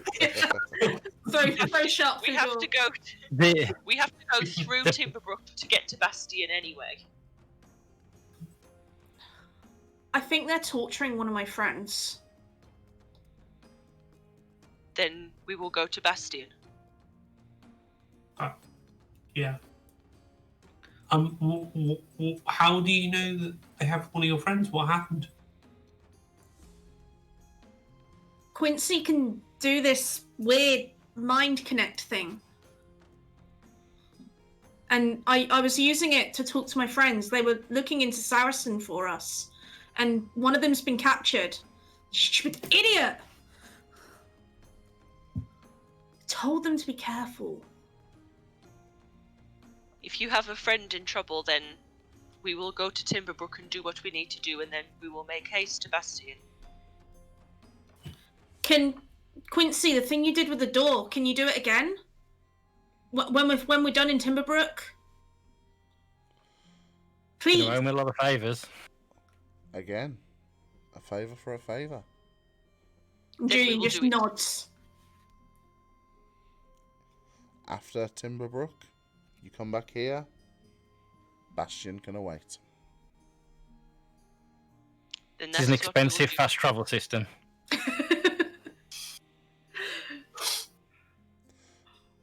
Quincy sort of looks at you and goes,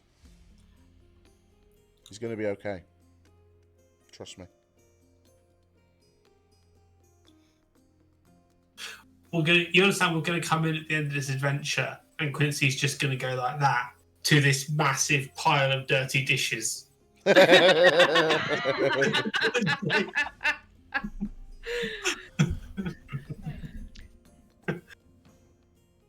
Okay, let us not waste any more time. Let's do what we need to do, and then we will return. Do not worry, friend. We will go and get your friend. So Quincy goes, well then, Timberbrook, was it? And then he walks over, he signals one of the mechs over to the door. And the mech opens the door, closes it again, puts a key in, locks it, unlocks it, and then walks away. And he goes, at your own pace. Is it worth leaving the corpse here, and then when we've met up,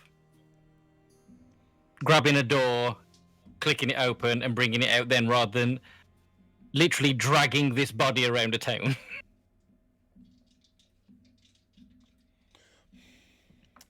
Should we check with Quincy? Yeah, Well, is Quincy it's happy still for us to leave? it's stored here. Roll, right, okay.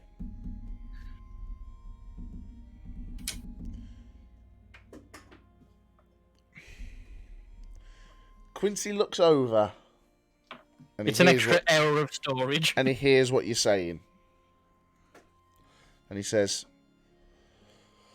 a favour for another favour. And he looks over directly at you, Sentinel. Or I'll say, how much is this room for storage? And he stops. For a day. He stops and he pulls out a satchel. He opens the top of the satchel. And he takes a bottle off the side, pours the contents of the bottle in the into the bag, closes the lid, shakes it, opens it and goes, "I'll do nicely." Closes it, throws it over to you, Sentinel. Okay. The mech walks out holding the shark corpse and stands next to you and sort of gestures to the bag. Okay. How big's this bag? Like a satchel. Okay. Gestures to the bag. I just look up at Quincy and go, And Quincy just sort of goes, You want it to go in the bag? Ooh, an end space. The hole's not big enough, is what he'll say. The mech then opens the top of the bag, grabs the edge of the bag and pulls it open like elastic and drops the shark in. Oh, now it's big enough. Closes it back. Shuts the lid. Quincy goes, I want it back. So how much is it for a day of storage? I want that bag back after you're done with it. Okay, well it's yours, so yes. Seems fair. I'll put it over my other bag. Mm-hmm. I've got Would two we shoulder bags. That item, do we recognise that like that as a magic item? It's a bag of holding. I mean, that's not the entrance of a bag of holding doesn't get bigger, but I can make one of those. So when I saw him do that, I'd be like, would I have just gone, "Oh, that's a bag of holding, and I can make those"? Yeah. That's one of what he literally poured, one of my infusions that I picked. what he poured into that was like a different dimensional space that he poured directly into the bag. I'll pick it up and I'll look in. I'll put my arm in and think, Sharkman corpse. Do I feel it? You feel... Sorry, the wife's playing with the cat. And as you think, Sharkman corpse, you feel the tarpaulin in Okay. your hand that you're And wrapping then it with. I'll bring my hand back up and I'll look back over at Quincy and say, I'll make these differently to that. But mine comes from a bottle. It does. And he Okay. says, safe travels, friends. Thank you for the lend. We'll be sure to bring it back to you, as you say. Have fun. And Let's go. as you open the door, it's forest woodland. And you step out, and the fresh, crisp morning breeze hits you. And it's a beautiful day.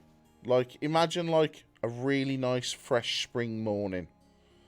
And as you Do we see anyone whose door this is, like, about? as you step out and you're all out, you turn round and the door just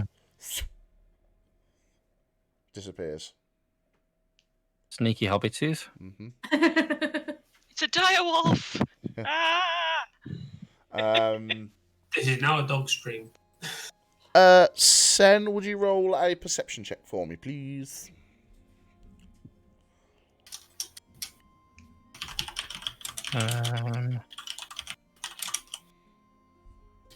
What is my perception? 19. You notice through the trees there is a little pathway. And it looks like you've been set back a little bit into the forest off the beaten track, so no one would see you just apparate out of nowhere. So I'll send Rico up Mhm. above the trees to have a quick look around, and then Yep. come back down and just say, like, is it that way to the? Does the path lead to the town roll a Then- perception check for me, please. for Rico? Yes. Bloop.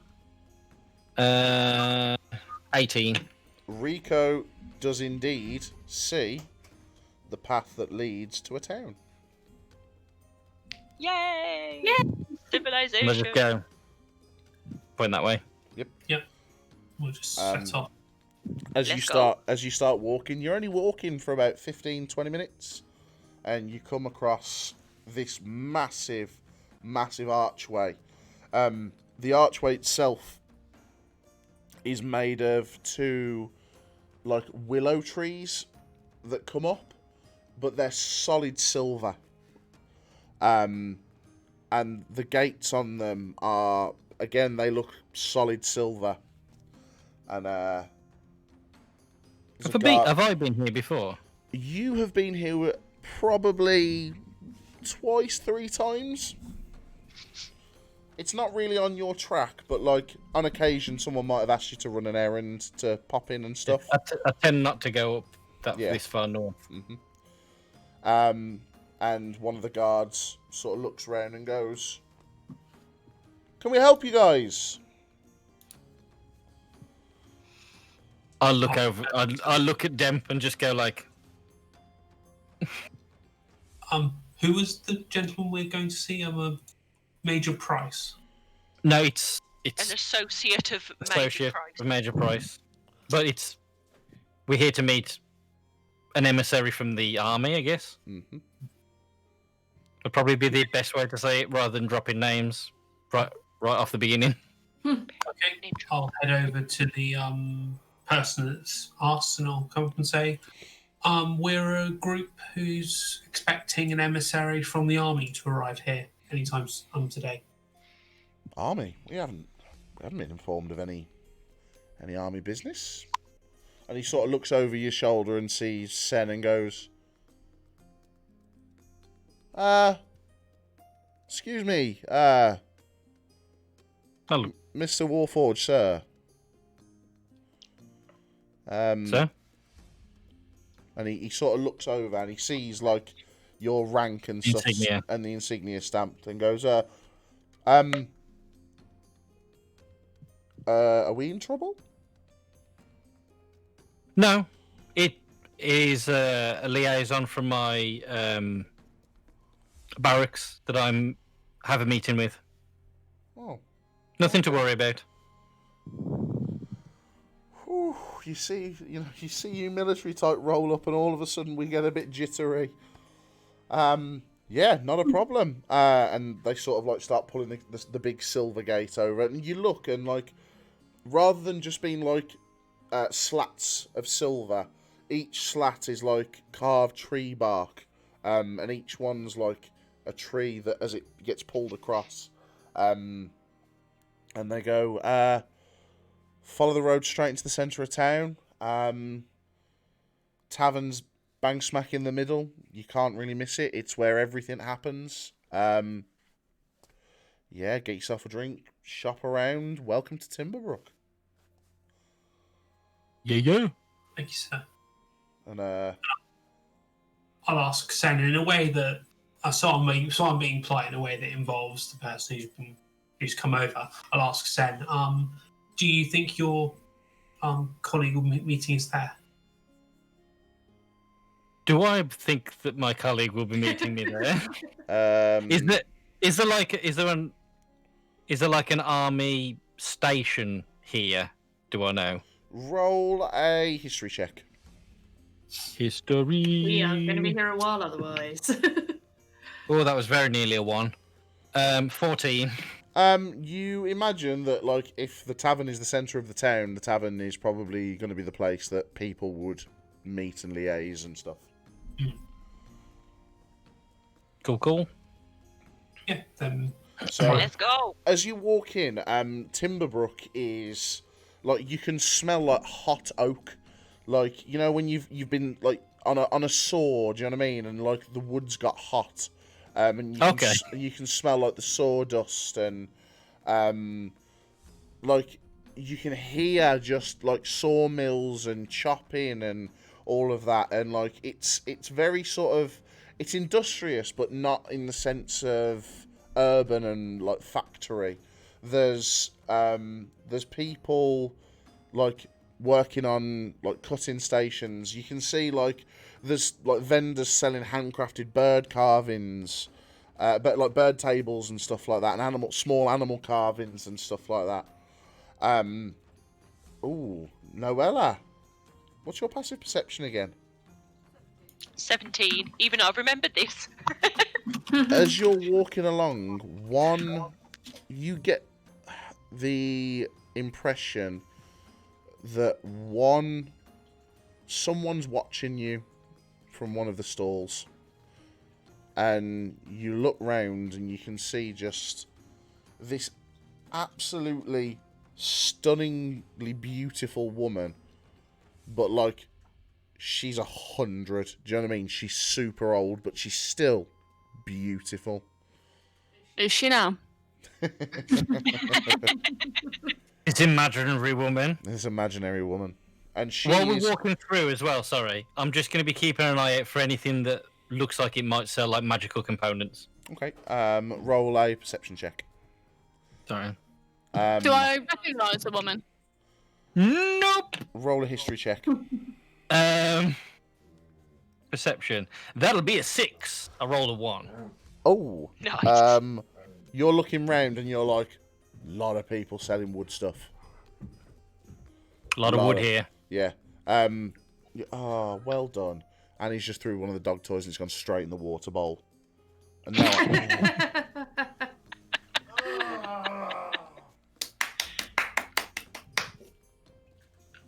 I mean... It's good aim, that is. I mean... Oh, no. I mean, that was already a corpse. What's that supposed to be? Hunter, come here. That was his Christmas goose. Yeah, But that's... unfortunately, Goose. it came stuffed, and he then unstuffed it. Because dog. Because German shredder. Yeah. What was your history check, Noella? It was, get ready for it, an 8. Nice. You're looking and like she doesn't seem familiar. Pretty sure you said she looked familiar. No, she looks familiar, but you can't place where. Sorry, you're looking like why? It's ringing a bell. Yeah, why do I know? Like, and she just sort of looks over at you.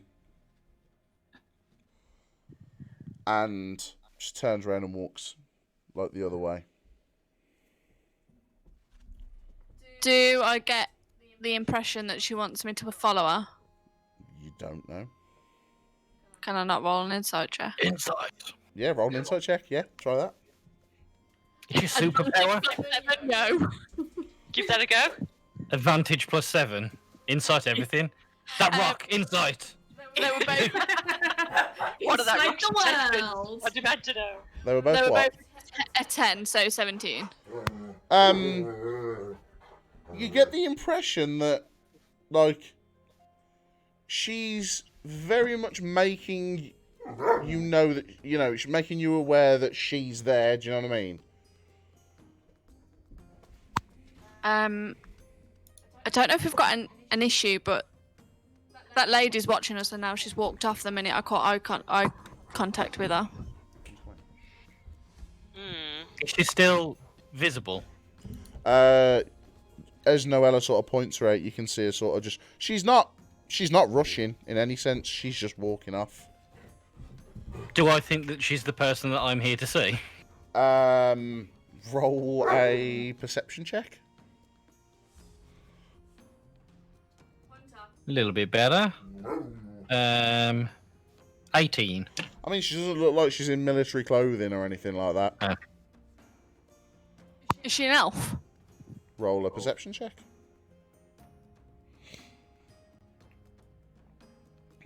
Look for them ears. 24. Ooh. You can see every wrinkle. Tell me exactly what she looks like now.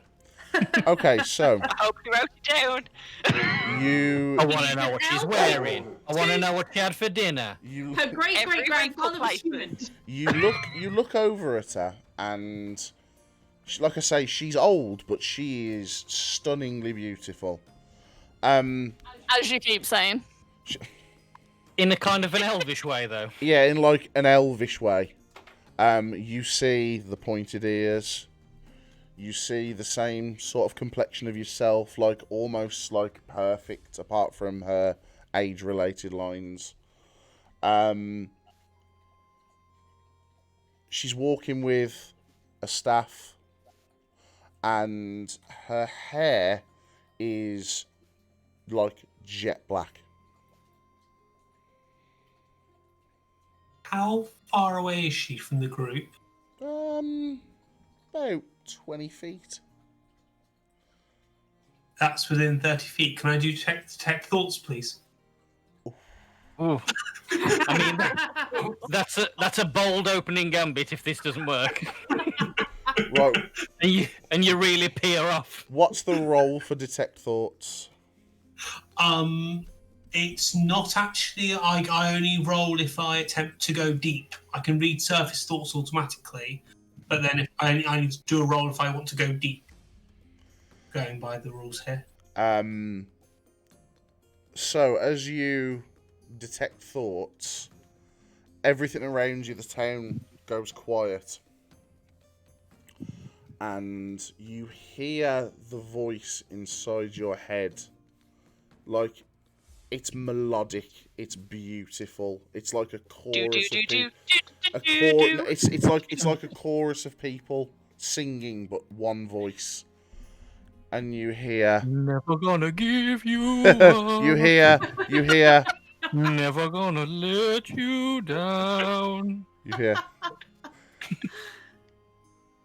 Do you know, it's easier just to come up and ask me what I'm thinking, young man. And with that, she's turning around and she's staring directly at you. None of us know what he's done, do we? No. Get All you've done is you've seen this little old woman walk away and then about turn and stare at Demp. Has detect thoughts got any kind of like motions? Like how do you cast a Just stood spell? there like that. No, I can't. I get it as a it's a It's up- late trait from being a tiefling. But do you have to cast it though, or does it just That's happen? actually a very good question. It's verbal, semantic, and material. So you've held out a copper piece and done like a.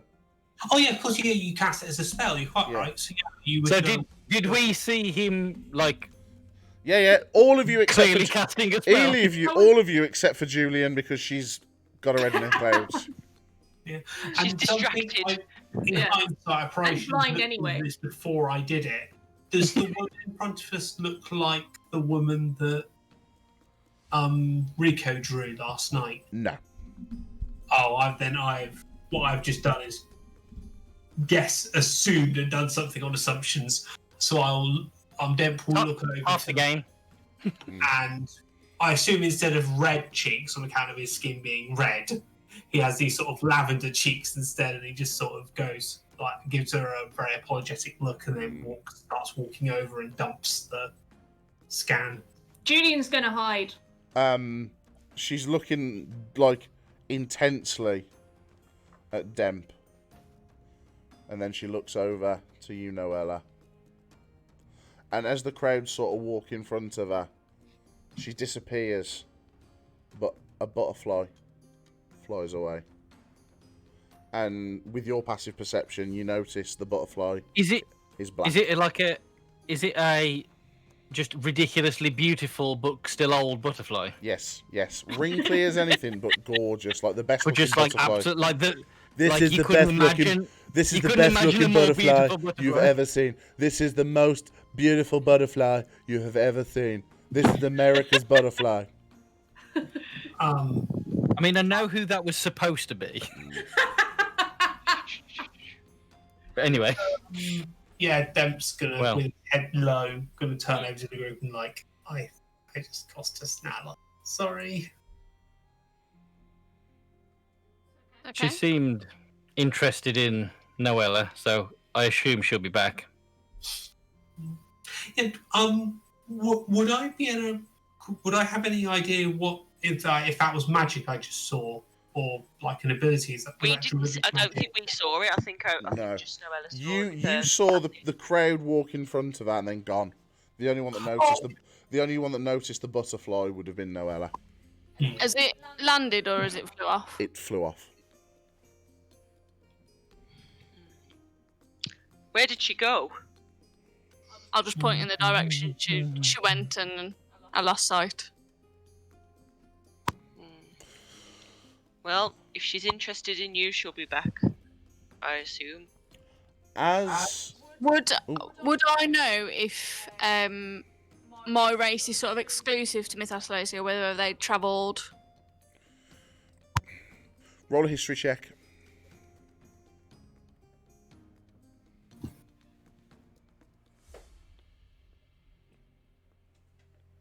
20. You have seen elves before. You have never seen an elf like that before other than yourself. The pale skin, like, that almost glistens. The conditioning of the hair. Like, you get a real sort of familiar sense from said elf. I'll explain that to the group and I'll say that our race is almost wiped out. There's, as far as I was concerned, there's hardly any of us left. We don't travel this far out of the town.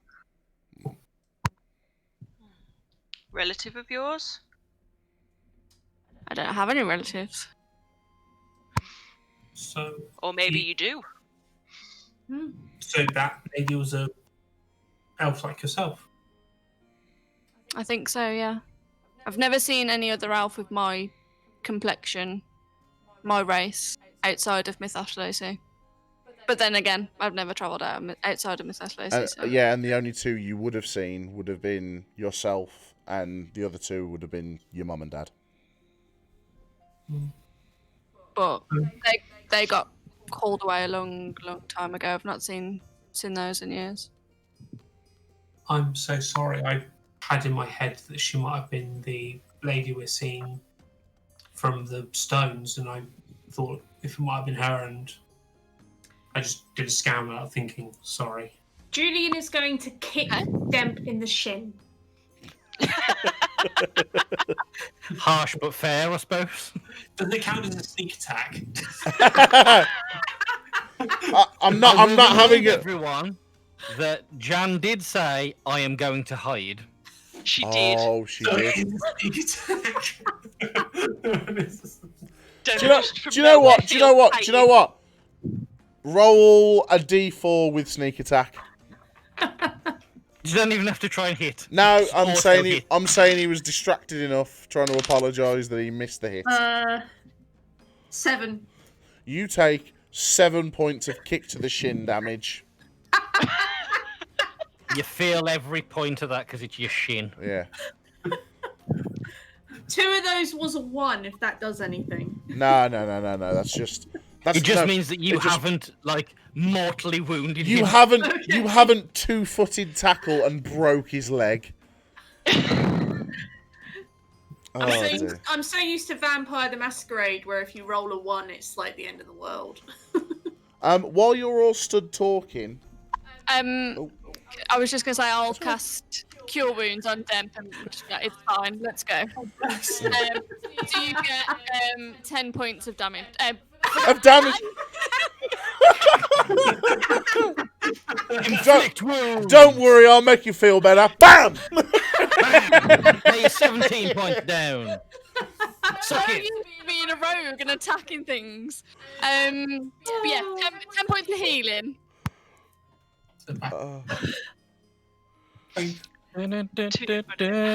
Brilliant. As you're all sort of doing this in the middle of town, you hear like a deep rumble, and make way, make way, make way!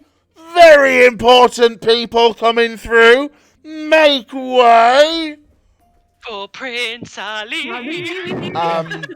And I will make way. as you sort of step back, and look around, Sentinel, hello. you see this nigh on 8-foot warforged gentleman, 8 foot. built like a Sherman tank, stood on top of what looks like a mechanized pulley cart, like sort of great sword pointing out, make way, make way. And Is it anyone that I recognise? As he looks round, he goes, "Oh, you're looking terrible, you old bastards." And you notice straight away that this is Ox by any chance? This is Ox. Yeah. And he jumps down off the cart and he claps you in a big hug. Like, I have no way to stop him. no, He's so much stronger than I am. come here! And he pulls you in for this hug and you are helpless.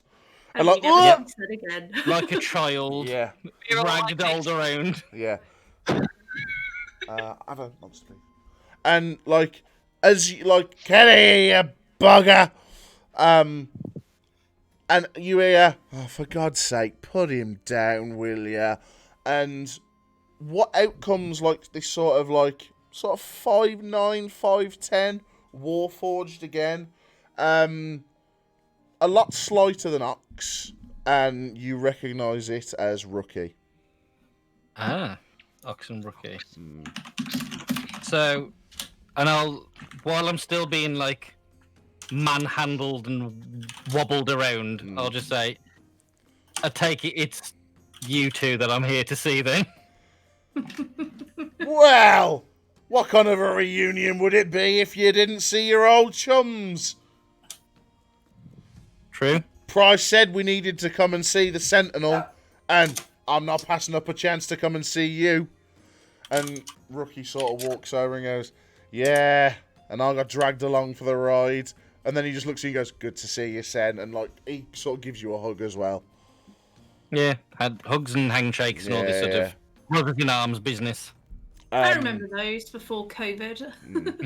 And he sort. It's very obvious that we are like as close as people can be. Yeah. As like individuals. Like, thank you. like people are watching, like in the town, like people are watching what's going on as this giant. Ooh. A tank just walked in and like. And Rookie sort of looks at you and goes, "So come on, then you've been away for all this time and you've never came in and said hello. What? I came in. I mean, you came in, but you didn't stay." Had to make sure. Well, I had to make sure. And like Ox sort of goes, "I am the Sentinel. I must protect. And I mean, that's unnecessary. And he's like, "You'll never change, will you? You're all business. And Rookie sort of looks and goes, "I wish somebody else was a bit more business." And I'll glance over and just go like. And he goes, and you see Ox look over and go, "Excuse me, Rook. I'll have you know that I am all business." And he gets his sword out again. And he's like, "Protector of the realm." And like at this point, people are like, "Ha ha ha ha." Okay. We need to settle down. This is making the. I'd say like, Ox, this is becoming a scene. Well, and we don't need a scene at the moment. Where can I park this bus? I don't know. Where can I see anywhere we can park a bus? And you sort of see a stables or anything? Sort of looking round, and he goes, "Nah, just leave it there. It's fine. No one's gonna nick it. Military property. Nobody touch." Is there like a guard anywhere? Yeah, I assume some have come over by now. Yeah, no, the guard sort. The town has come over. Yeah, Rookie sort of looks over at the guard and goes, "Do you mind watching our stuff? Military business." And the guard's like, "Oh, yeah." And I'll like look around the two of them and just go, "Is there somewhere that this could be that is not in your way?" It's fine here. We'll keep an eye on it. Okay. And I'll sort of like, "Good day." As you were. He's like, Sen! It's been 5 minutes and you haven't brought me to a pub yet." I believe there's one in the centre of town. "Let's go to the centre of town!" We need to be quick though. We've got to go to Bastion. That is next on our itinerary. Who's this? And I'll just go. I'll go around the group, and I'll say like, "These are the people I'm currently travelling with," and I'll go around the route. I'll go around the group and like point everyone out, and I'll say, "This is Ox, Rookie. These are." As you say, Rookie, he goes, just Rook now. Thank you very much. Sorry, Rook, Ox, Rook. And he goes, "Ooh, the Rookie got big for his boots, didn't he?" And like Rookie just goes, "Shut up! I'm nearly as old as you." We're all the same age. Yeah. We're all like, we were a squad. Yeah. Like made at the same time, trained together. Everything. Rookie sort of like, "I'm like 5 minutes younger than you. What does it matter?" Like, and anyway. If anybody can win, 5 minutes is everything. So, hang on. Let me just... Aha! So, no. Keep the dog. Where's your squeaky toy? No, his ball was under my chair. What's this? Come here. Sit. I'm not giving it yet. I just taunt you. Big I taunt you. eyes. Yeah. So, you march on over to the pub. And he's like, "So, what's so important that Major Price is sending us to meet your tin can arse?" Is there, when we come in and sort of look for somewhere, is there like a back room or somewhere that we can As you walk do this? in, you see a gnome behind the bar. You can always ask him. Yeah, well, when we walk in, I'll walk up and just go like, "Excuse me, Yes? do you have a room that we could rent For a meeting? Military business? Yes. Go around the back. We've got a sort of function hall that we use for the town meetings. You can use that. Thank you very much. No problem. And I'll relay the information. While the group's sort of heading off, I might mention, give a nod to Noella and sort of whisper into her ear. Worth asking the barman about your person we met. Yeah, well, actually. So while the group goes ahead, I'll hand back and go and speak to the barman. He sort of meets your eyes and, yes, my dear, can I help you? There was another pallid elf on one of the market stalls. I didn't realise there was many of us left. Who is she? Or can I ask who she is? Oh. So you're not one of those ones from the forest? Am I one of those ones in the forest? Do I know what he means? You don't know what he means. No, I'm from Mythos Lucy. I'm pretty much on my own up there. I didn't realise you went that far up. We occasionally I didn't realise we went that far south. Well, isn't this a pickle? What she look like? She had my colour skin. She was old. Maybe about 100. Very beautiful. Apparently very beautiful. Very beautiful. Raven black hair for a cool. With, yeah, black hair. Oh, yeah. That's Amara. She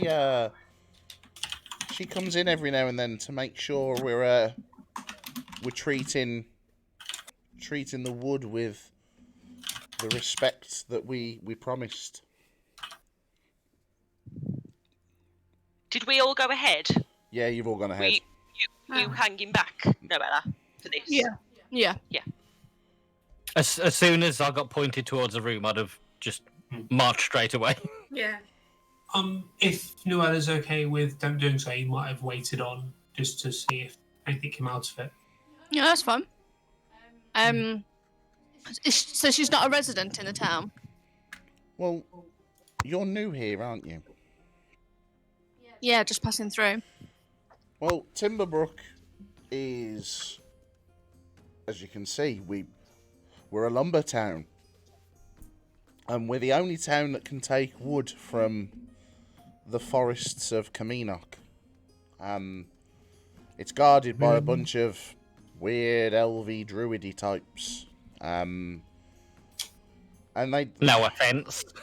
They like to make sure that we're treating the wood with the care that it needs. Some of us are even allowed to go to the inner sanctum where the sort of druids live.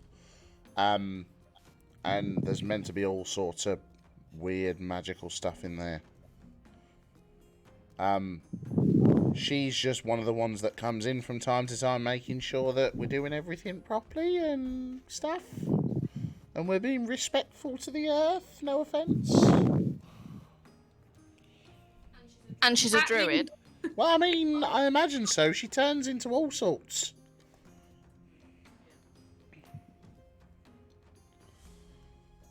How do you gain access to the forest?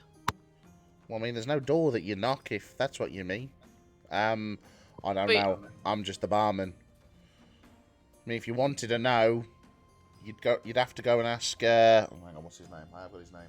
You have to go and ask. You'd have to go and ask. You'd have to go and ask. You'd have to go and ask Asher. He's the only one that knows. Oh, and where can I find Asher? Oh, you really are new He round. lives on 45. You really are new round here, aren't you? Oh God, brimful of Asher on the 45. Jesus. Nice. He says. Just on 45th Street over there. He's the mayor. He's the one that lives in the big ass.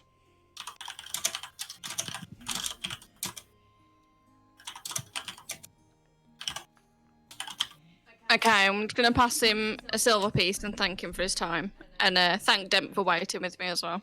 Thank you very much. It was just a thought, and I wouldn't mind finding her as well. I owe her an apology. So as you walk back in,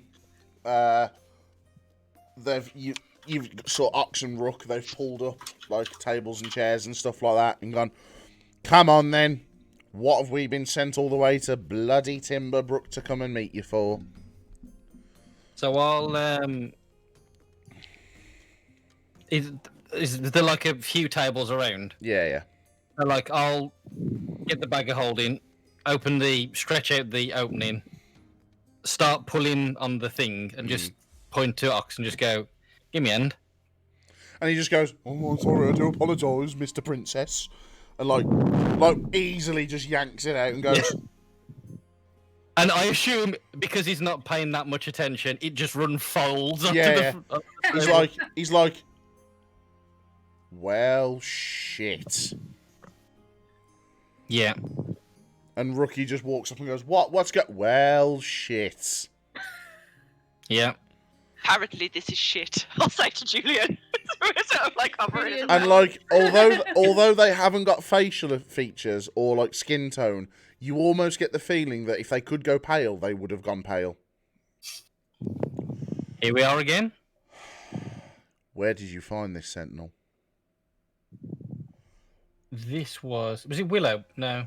On the way to On the Willowbane. way to Willowbane. Between Mythaslosi and Willowbane. What? And Way up north. it was just walking around. Jumped out of a pool to attack us. Bastards. Yep. They are buggers like that. But This wasn't the only one. There was more than one. two. Were you on your own, or were you all together? We were all together. We had come Okay. away from. There'd been an incursion into Mythaslosi. What type It was of a- incursion, what was the- Sentinel? What was that thing? It was a That band was of in hob. a band of hob had taken over the manor house And- at Mythaslosi. Ox again just goes, well, shit. And Sentinel and Rook goes, well, shit. Apparently this is shit. Julian says. Oh, So Yes. I hear. my God. It very much is. And I'll reach into my bag and I'll drop one of the stones on the table, and I'll say, and I'll put the pictures down of the throne room and the two pictures of her, and I'll just go, it's all starting again. Ox looks and goes, well, and Rook goes, shit. Welcome to square one, lads. And Ox is quiet. I'll put the gem back in its pouch. Yeah. Put it back. Put It's the like- things back in. The captain needs to see this, Sentinel. Yep. Rookie goes, hey, he needs to see it. And before you realise it, Rookie sort of tracing sigils in the air. And and then places these glowing runes on the floor that ignite. And he goes, come on then. And Ox looks at him and goes, you could do that, but you made us take the bus all the way from Bridgend. And Rook just looks at him and goes, you never asked. He might have never been to Timberbrook. Getting back's easy. And Ox is just like, you bloody bastard. He's like, Where is that going? And can we get back here quickly, because there is somewhere we need to go immediately after this. Ox is like, now I've been here, I can just bring you straight back. It's not a problem. Excellent. Okay, let's go. Okay. So he goes, after you, Sentinel. Oh. Before we do that, can I ask him if he's been to Bastion? What? Rook. Yeah. Too many times. I was I think we'd born. probably I was born there. That's Well, where we're all sort of from. Mm. Is there any chance you would help my friend here after we've been to see whoever is it we've got to see? Would you We- We need And I'll look over to Rook and just say, there's an adjacent issue in Bastion. And Rook sort of just goes, well, shit. You know, Sentinel Yep. for you, anything. You know that. And Ox goes, Yeah. yeah, shut up, and pushes you through the circle. Well, on my way, I'll just go, get the fish, Ox. Oh, yeah, the bloody calamari bastard. Come here. I remember that time. Puts it over the shoulder. And then before he steps through the circle, he goes, be embarrassing if we forgot this, wouldn't it? Left it in some Yep. tavern. And then Yes, that would be highly embarrassing. as you all walk into this circle, like you feel all of a sudden stretched and then pulled and then weightless, and there's a flash, and before you realise it, you are stood in the middle of this massive chamber.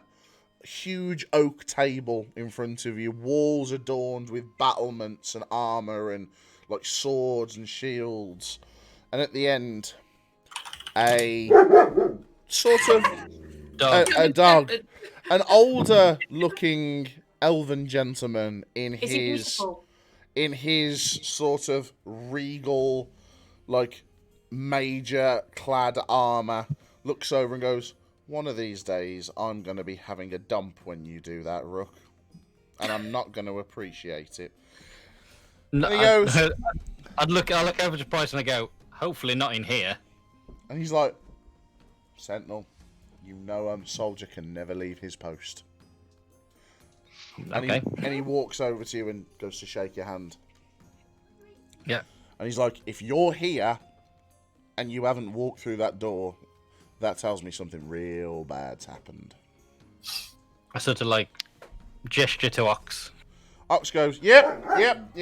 He found his shark thing. Shark, one of them spiky mouth bastards. And I'll put the drawings on the table next to him as well. And I'll just say, and I'll tell him the story of what happened in Mythos Loci, and I'll say, like, that's 2 incursions in as many days.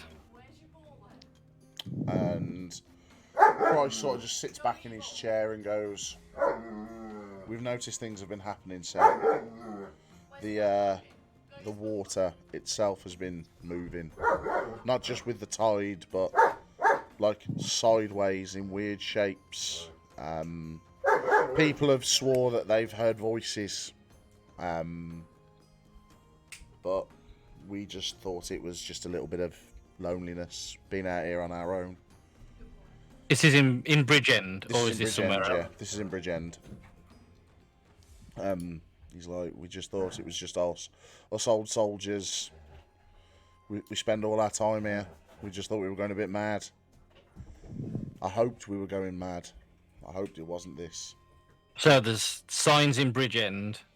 There's been 2 incidents in the north. Did they ever? Was there anything ever that far north before during the old war? Roll a history check, please.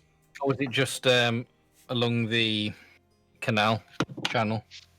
DM, which bridge end are we in? The North. one on North Somber.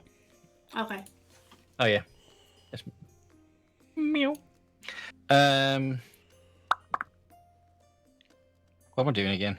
History check. Where am I? Who am 15. I? What am I? Where am I? What am I doing? Where am I? What character am I? Why am I? So what did you roll? 15. Who am I? 15, yeah. 15. So you know these incursions have happened, and you have heard of like the odd one, like not being sort of traditional to their sort of normal attack patterns. There has been the odd one or two, but nothing out of the ordinary. So while they're not regular, they do happen. Like they do war happen. wars happened in like Bay of the Fallen and yeah. along the channel, Yeah. but like dotted around, you got little bits and bobs. Yeah. Okay. Yeah. the main focus of the war was people trying to storm from the Bay of the Fallen. But again, like, they occasionally slip through the channel and they use like river systems and streams to get up. But 9 times out of 10, the Warforged would keep them sort of pressed back. Yeah. So after I've relayed everything that's happened in the last few streams, while you have relayed this, we're going to go for a quick wee break because I'm bursting. So be right back, guys. Talk amongst yourselves. Good plan. Yeah, I'm gonna do the same, actually. I will also wee. Me too. Whee! There we go.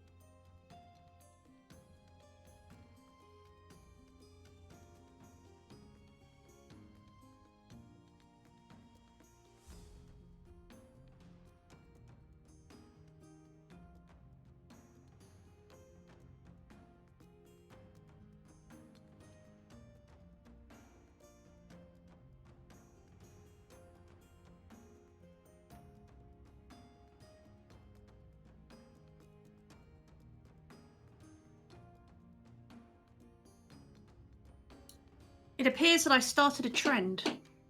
Oh, trend? I did a BRB. I came back and everyone else had BRB'd. Oh, yeah.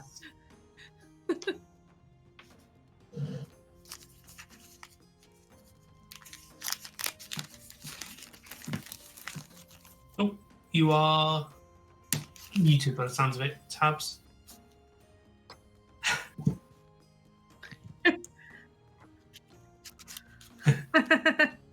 Did you say 10 minutes? Oh, just stay back. Okay, Yeah. no worries. Just a wee. Oh, If you good. want to stretch your legs a bit, that's fine. No, Phoebe's back. I can go now. Okay, yeah. You go for a wee wee. Are we not back? I mean, we can be back if you want, or do you want to go? Do you need to go? Nah, be fine. You sure? Yeah. Now's the chance. No, I'm good. You sure? Yeah. Okay, right. So, Is that your final answer? as you explained to Price what's happened over the past few streams, he sort of sits back in his chair and he's going, "Oh, I hoped that this was all done for, and that this was just history, and That was always the hope. it's happening again, isn't it?" Roll perception check, please, Sentinel. A perception. Perception.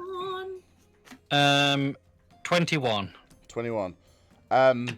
He looks tired. Like he hasn't really slept since I messaged him to say And bad things are coming. and probably a bit before that as well. You get the impression that, like, he knew that these things were happening. Like, not to the point where there was, like, these incursions and stuff, but he knew stuff was going on, and he was just sort of like, "Oh, I hope that's not what I think it is," but it was keeping him up at night. But not enough proof to, like... Yeah, to cement to the it. higher Yeah. He's gone, "Ah, shit. Well, I guess we need to arm up and we need to mobilise. We need to get the plan, sir? I don't know. He says we need to call the Warforged. like we need you guys back. But didn't, and like he points over to you, Julyan, and said, didn't, like, what was this about the Order of the Curse? My friends were trying to investigate if there was any information about them in Bastion, but one of them's been captured. I think he's being tortured. And you, monk person, you say I'll introduce everyone. yeah, you have a relic that these people were looking for. Yes, that is correct.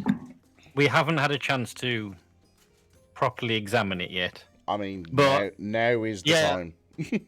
But then I'll say like it can't be a coincidence that there's a cult active now trying to bring back a Titan at the same time as Umbraa is getting back to her own old tricks.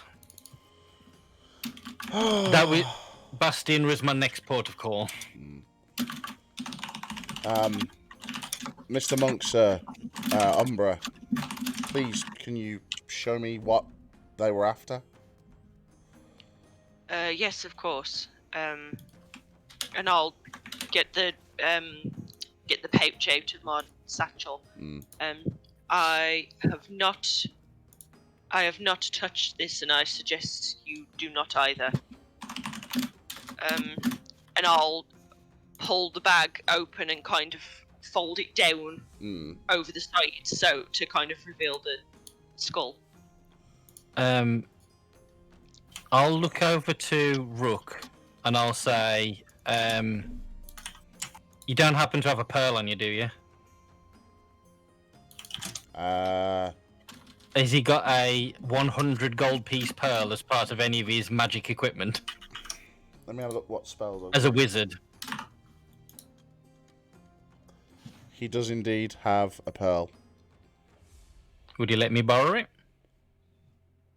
I mean, it's you, Sentinel. Of course I will. Then I As will cast Identify upon it. as you spill the skull out onto the sort of boardroom table. Well, I'm just folding the sides down so it's still like Right. in the bag. Yeah. So I'm you just- like. Is that, yeah. Like, I'm not tipping it Springs out. up!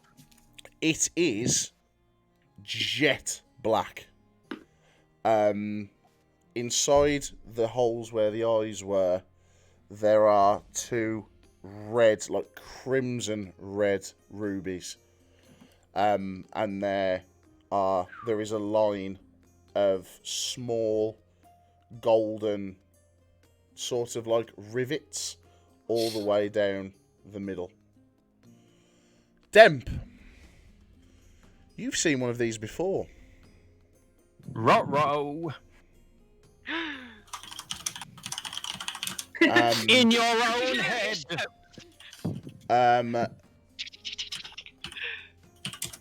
Demp, roll a history check for me, quick, And do not fail it. with advantage. That was that history. So Yes, yeah. that's a 22. Ice. Yeah, it is. Back in Ozawash, In the beginning, there was the word. in the Grand Hall, where the tribal chief sits, adorned across the back of his throne, in the centre is one of these skulls.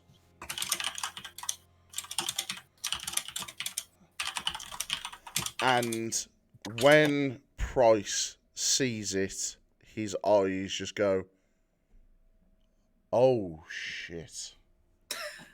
There's a lot of that going around. and I'll cast Identify. You cast Identify. Oh, hang on a minute. The rain, it's touch. So, Rico is going to deliver that touch spell. Oh, Rico. Because that's his job. Yep. Rico 2.0 is about to go boom again. Okay, so You cast. If it is a magic item or some other magic imbued Yeah. object, you I learn its properties. You cast Identify, and you realise that this is a skull of Amar.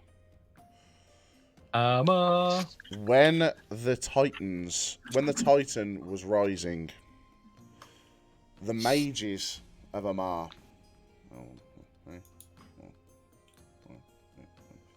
The 8 mages of Amar. I was just making sure I got that right. Joined to seal it away. I'll say, is this like one of the seals? But at a cost. Their physical form was destroyed in the casting of the spell, and hence why Amar is now known as the Ruins of Amar. The 8 mages, the most powerful wizards of all of Somber, were reduced to ash, and all that was left were the 8 skulls. Well, do I get the idea that it is a magic item or some other magic imbued object? It is a magic imbued object. I learn its properties and how to use it.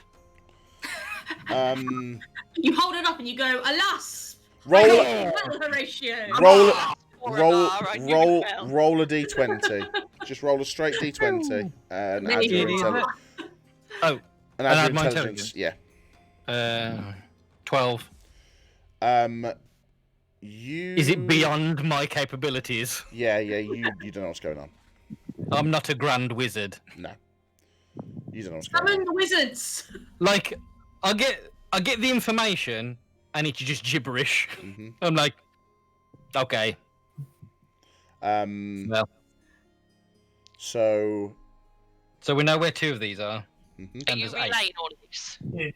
As you... Will mention at a suitable time. He'll mention. I've seen, like in Surprise, I've seen one of these before.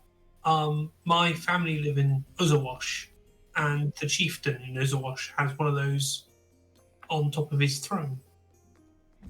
And this is when Price will sort of pipe up and go, yeah, they were spread out. They're all across the realm. I'll look at Price and just go and say, are these the seals? I mean, that's a need to know basis. I didn't ever need to know.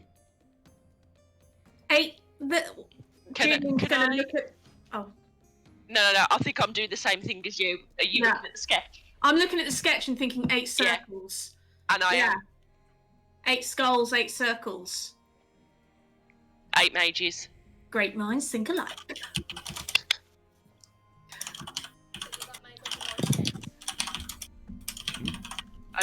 I don't think it's difficult to surmise that these skulls, they need all of them. Fetch quest! Do we want them all in one place? Hmm. Are we doing them a service if we collect them all? Or do we need to go Are to they doing Oswash the and say, you need to really look after that because there's someone coming for it that can teleport into your house and put you to sleep? Although, Maybe we should collect them before they do. And then... And destroy them. While you've been sat there and like Price We're is destroying them, release it. Price is just staring at the skull, and he's gone paler. I'll put it away. I'll fold the thing back up. And he sort of looks at you and goes, "For God's sake, keep that safe." Just put it in the I bag. will guard it with my life. Nope, skull. Oh, We find ourselves in quite a pickle, so... He says, Sentinel, I can't... This is not a coincidence anymore. Nope. And just as you are sort of talking away, a soldier runs through the door and goes, "Major, you've got to see this." And like, please just come, quick, now. And Price gets up and he hot-foots it straight out the door. And I collect my notes and bits and bobs that I put on the table. Insight check. what on the fuck. soldier? See if he's distracting him. Roll an insight check. Cool.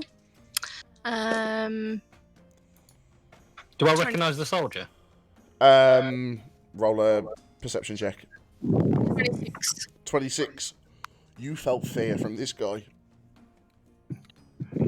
23. You didn't recognise him. I ran after him. One of the new guys. I'll look up to Ox and Rook and just go, come on, lads. And then I'll run off too. Right, so everybody runs out. And you Fish guy left on the table. You come to sort of like a wall. You run down some steps all the way down like the side of the cliff face, and you come to like the edge of a wall that looks like a barricade, like almost like a castle keep sort of around. And you look, and the sea is like a mile out. And like, Can I just stop and ask a question? yeah, of course. The spell invisibility is a creature you touch. Mhm. Is that creature, or can you use that on objects as well? Just a creature. Okay. If it says creature you touch, it's just creature. Where the sea should be, it's like a mile away. And there is like a mile of sand. And like the sea is moving out. And it's moving out. And it's moving out. And Western. yeah, the sea's sort of disappeared. And there's just a sand flat. And then you start seeing the sand rumble in patches. And Some drums. hands pull Drums in the themselves Jeep. out of the sand, and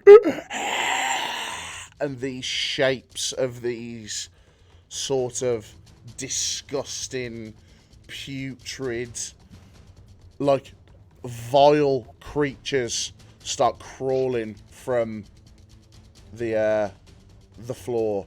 And if you'd like to look at your roll 20, I'm looking. you will see. Proceeds to go, well, shit.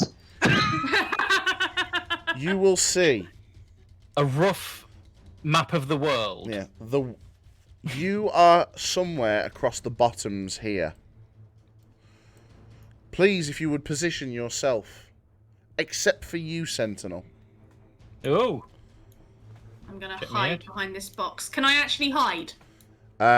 First, place yourself where you want to place yourselves, Okay. except for you, I- Sentinel.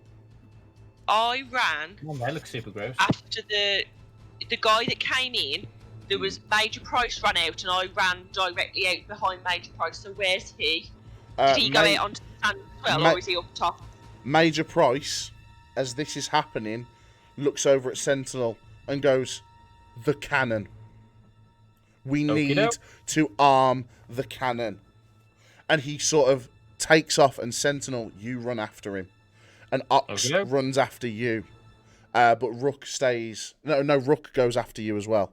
So you see the three Warforged run after Captain Price. You guys are left on the bastion. Sorry, guys. No, our tank, come back! It is at this point I'd like you all to roll initiative. Me too. You too, Sentinel. Me Oh, that's good. Oh, that's good. That's good. Well. Let me place Umbraa.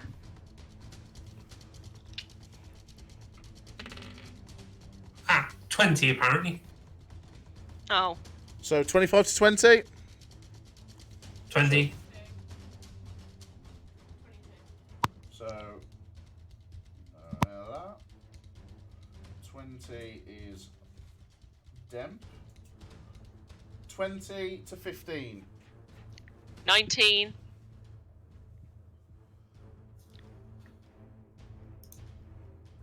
15 Oh, to man.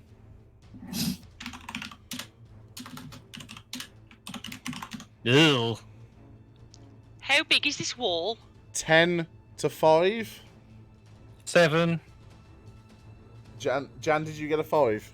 Aren't you like +3 to initiative? I rolled 2. Nice.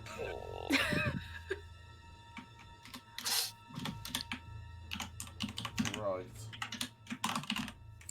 Where's Right. what position is? Let me set the scene for you now. Right. You are stood Where's on top Noella? of... Where's Noella? Oh, yeah, Noella In needs to be the put. order. Oh, yeah, yours doesn't work because it's on a trackpad, does it? So, Noella, you are now No, on the I map. mean like where was she on the? Oh, running order? she's first. She got 22. 22. Right. So, let's set the scene. You are stood on top of this massive wall. The sea, the ground is probably 30 to 40 feet down. And these creatures are a way out yet. There is... big map. Yeah, there are all sorts of ballistas. There are cannons. There's a trebuchet next to you with all manners of armaments there at your disposal. Sentinel, Hello. you are hurried into a room at the base of where the cannon resides. And you see just, like, cobwebs and, like, dust on the mechanisms. And you think to Okay, yourself... I'm glad this is being maintained. I'll glance over to Rook and Ox. And Price is And like, just put it at this. there's no time to bicker. We haven't needed this in centuries. We need to get this online. Now. Noella, you are the first person. What would you like to do? Okay.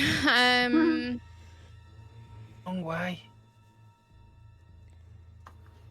It's a I'll just long... check it. It's a long drop. Yeah. Oh, man. Yeah. Checking what a couple of my spells do.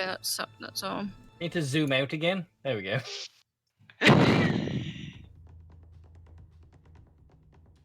Okay.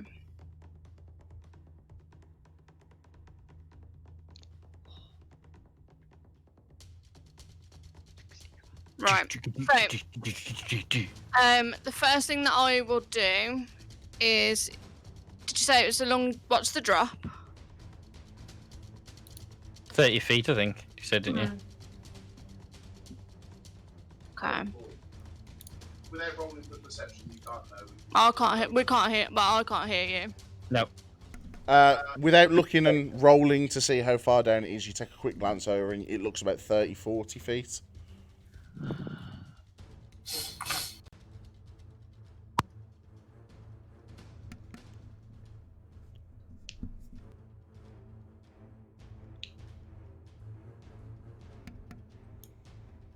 Okay. I will move right to the edge.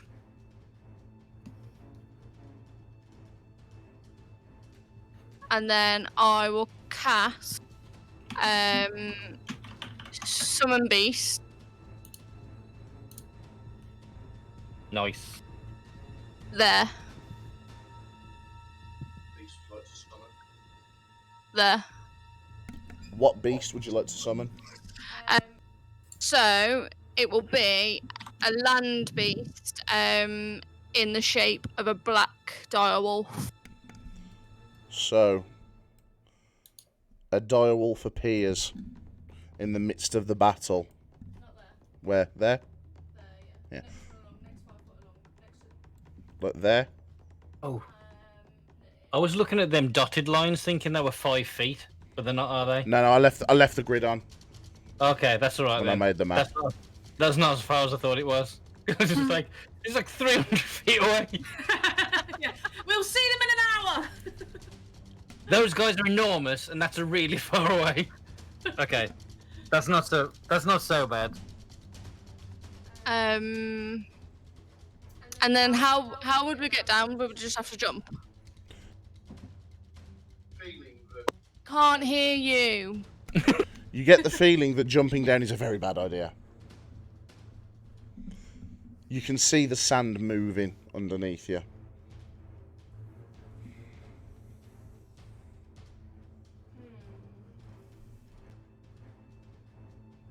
Okay.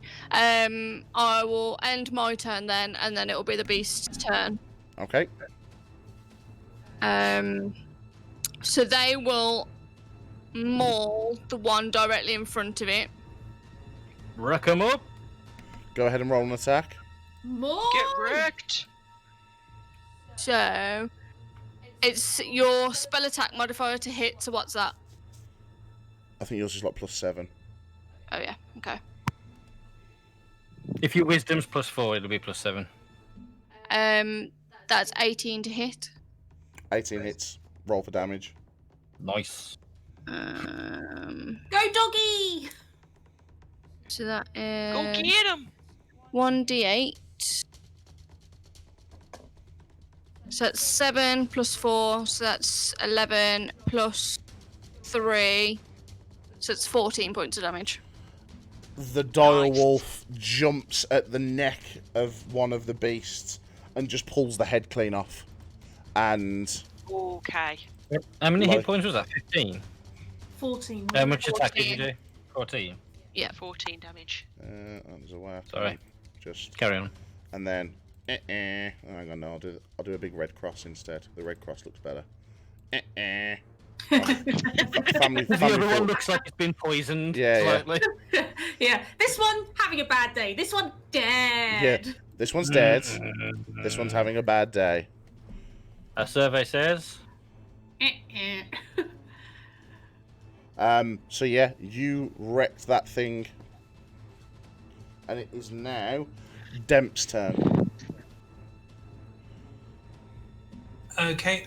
Is the measurements on this map the correct ones? So if we do the rulers, that's the distance. Yeah. So a narrow range. Okay, I will draw bow and go for this guy bottom left near the direwolf. Okie Try and give dokie. Roll for an attack, please. Redemption. Oh yeah, should be redemption. Okay, so attack with longbow. that guy. Oh yes, that's the guy. On the table. Oh. That's good. Oh, ooh. 6 plus 9. So that's a 15. That hits. Go ahead and roll damage. Oh yeah. Sorry, I forgot for a second I had a roll damage. 4 plus 4. That's 8 damage. 8 damage. It takes the shot, and like it's hobbling along, but it's still like you haven't dropped it. Between 8 and 14.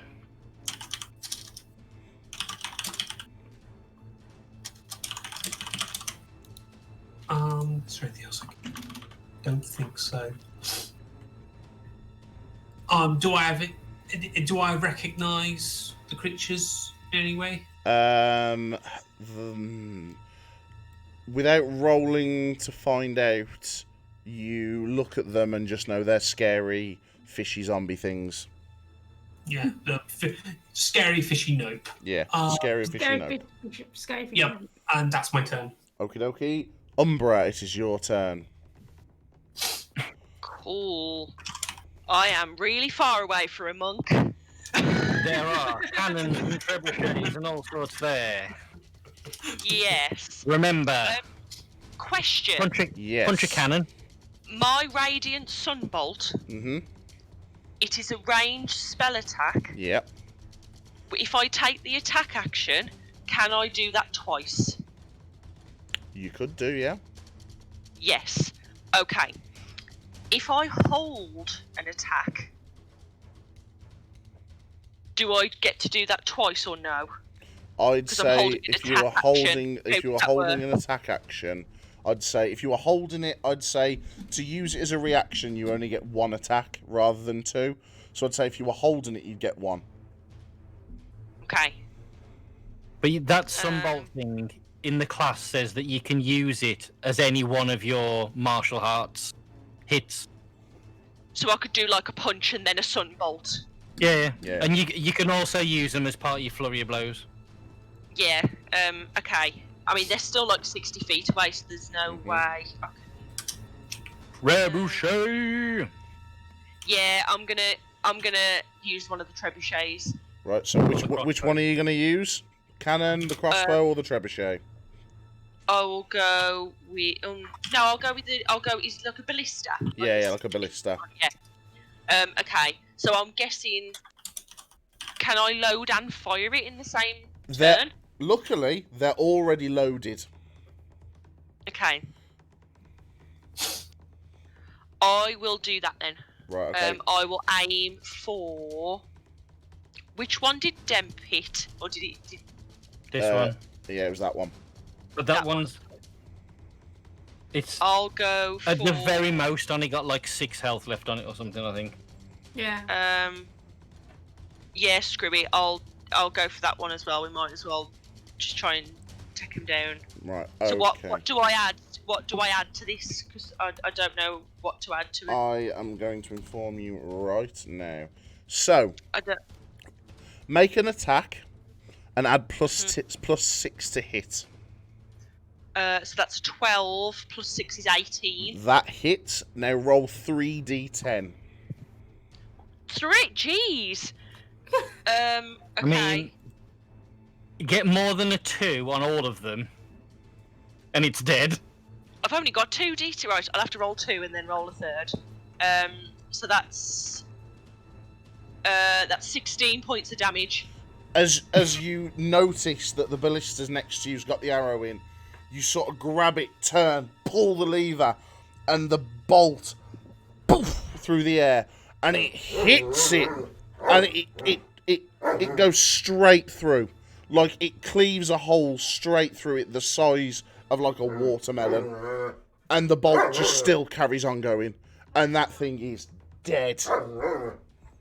Does the bolt hit the one Nice. behind it? The bolt doesn't hit the one behind it.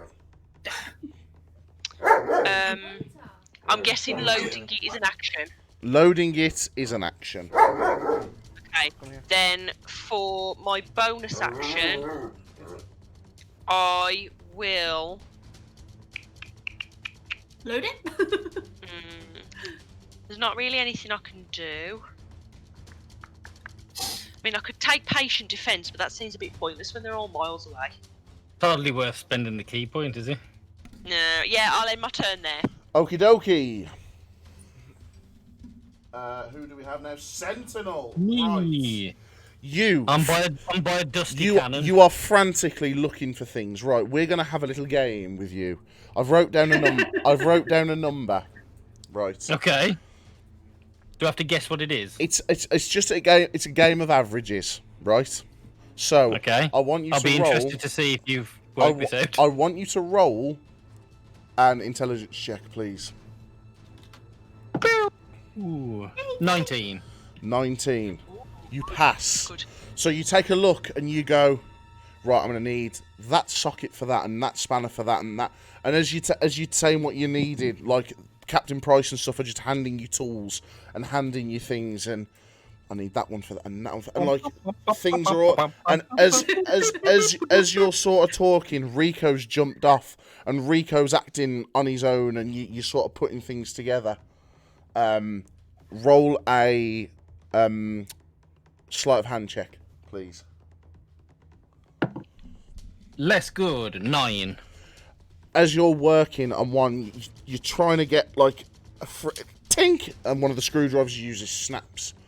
Ugh! And that, it's going to set you back a little bit, but it's not too bad. And you carry on tinkering round and working everything out. And like Ox is behind you, going, "Come on, you can do this. You can do this. Get it working." Sentinel, they're coming closer. They're coming closer. Look at they haven't moved yet. The Sentinel. And like you're starting to get a little bit panicky, but you're still breathing at the minute. You've got everything under control. Right. Cool beans. Julyan, you are now up. Right. Have I got time to cast mending on that screwdriver? I'll say yes. I cast mending on that screwdriver. That was handy. Very good, very good. I'm impressed with that. Right, I can't do much of anything while they're so far away, and I'm quite small and squishy, so I don't know if I've got the strength to use any of these weapons. Crossbow to the face. So I'm going to stay where I am, and I'm going to help. I'm going to help Demp with his next turn. Okay. Okay, so you use your Didn't want to action. climb into the trebuchet. Toss the halfling. Double daggers down. Yeah! Let's not. You would be instantly killed. But it would be such a cool way to die. So, The best way to die. after Julian's go, it is now the creature's turn. And they all start shambling forwards, one by one. Some of them faster than others slow and nimble. This one is going to take a swipe at the direwolf. 10. Misses. It goes like, but the direwolf just sort of like hops out the way, so it lurches past and walks past the direwolf, so the direwolf gets an attack of opportunity.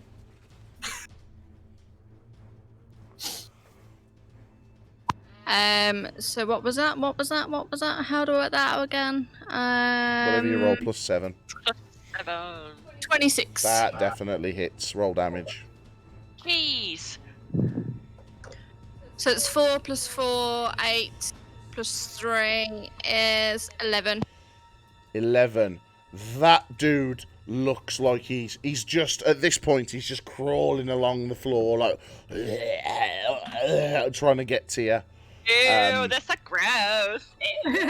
They're all sort of moving up. They've got Notice 12 hit points, everyone. you notice that the sand floor, there's lumps coming up in the sand and moving, and you can hear like a snap, snap, snap, snap, snap, snap as the ground shakes. Noella, Crackle. it's your turn. Pop. There be crabs under there, crabs. Crabs! Crabs! Throw a pot down. They can't resist. Oh no! Oh no! Curse my nature!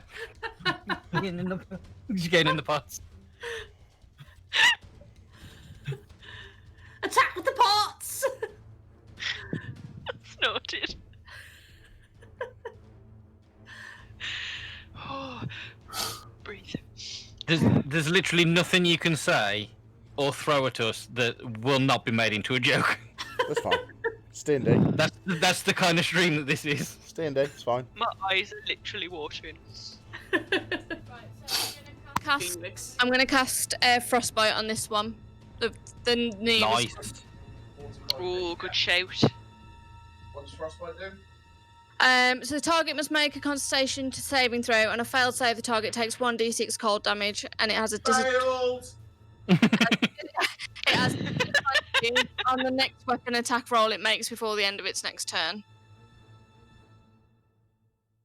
Right, so that means it takes... I am confused.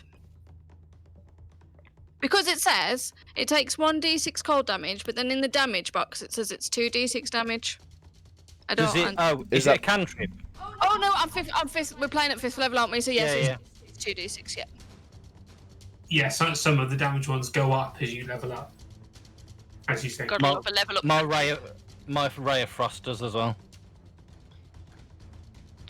So that's 6 points of damage to that one.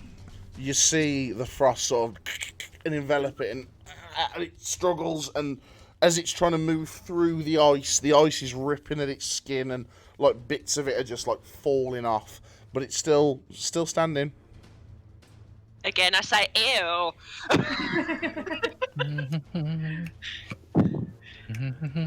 Right, I'll end my turn then. Redemption, it's on you. No, it's not. It's my beast. Your beast, it's on you. Rip out another throat. Yeah, I'm gonna leave the one that's looking hurt, and I'm gonna go for this one. Which one? Ping him. I don't know how to ping him. Just click it and hold the click. I did. This This one. one? There we go. This You did it. So your Oh, that's a beast good bet. runs over and roll for an attack.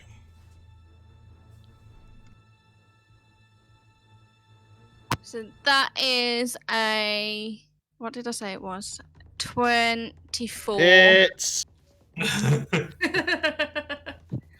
If it's over a 15, it hits. I think we've established that if Noella fought Sentinel, she'd probably be the only one that hit him. Only just. She is the only threat on Zomba to Sentinel. Yep. So that is 9 points of damage to that one. so the direwolf runs and it doesn't quite get the right thing, and it grabs it by the shoulder and sort of pulls it to the ground, and it's pulling chunks off it, but it doesn't quite get the kill. Now, Redemption, it is your turn, sir. And you Okay, have advantage. You have advantage on whatever you'd like to do. Ankle. I'm going to go for this dude. Okay, okay. I'm going to set the right command. I'm going to go for this dude Mm-hmm. with my attack. And this turn, I'm going to actually remember that I'm 5th level and get 2 attacks a turn. Ah! Because I'm a numpty, forgot. So, first dude. And pat on head. And I'm going to exploit my advantage. So, that's 8 plus 9, so... That hits. 17. Yeah, that hits.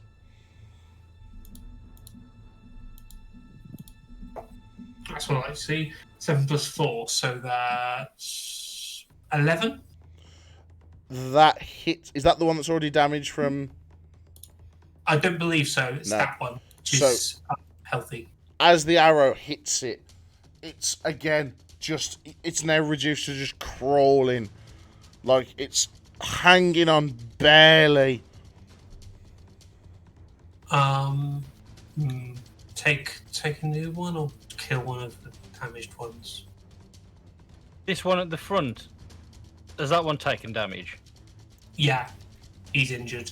That So I one... think these two. How are That- you all the- keeping track of this? That one's on like 6 HP.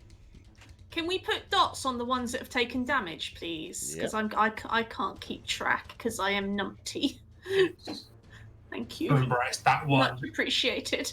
And I think these two over here are probably on like 1 hit point. Yeah, that's the one the dire wolf hit. There you go. There's yeah. Yeah. Those ones are injured. Oh, I'm going to select the correct one. No, I'm going to set it to show. Yep, he's in range. I'm going to go second shot. I'm going to go for this guy. Go for it. Roll for an attack. Do I get advantage on this roll as well? Just Or your first attack. That's fair. I've only got one pair of hands, dude. Oh, So- that's 5 plus 9, so that's Still hits. 14. Still hits. Oh, I missed my ranger. Plus 9. 3 plus 4, so 7. 7 points of damage. That one takes the hit into the shoulder, and it sort of staggers, but it still carries on shambling forwards.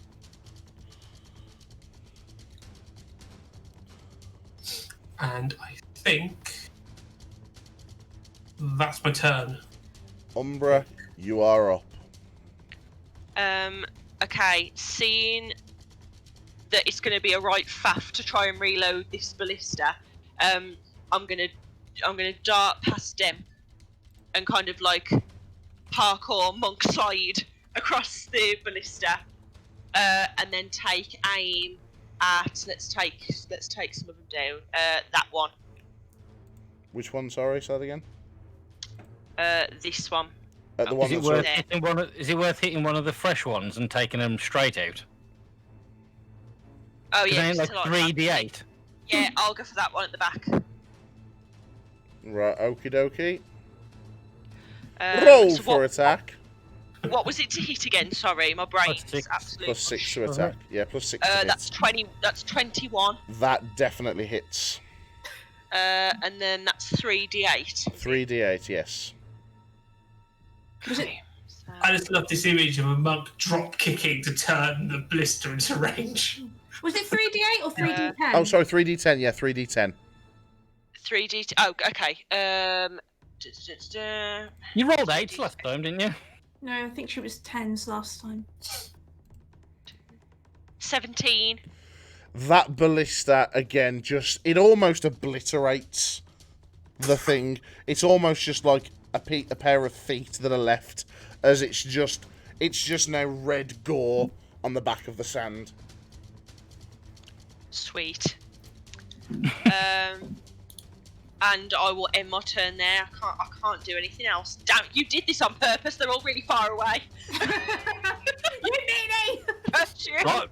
I got taken immediately away somewhere else. Sentinel, it is now your Hello. turn.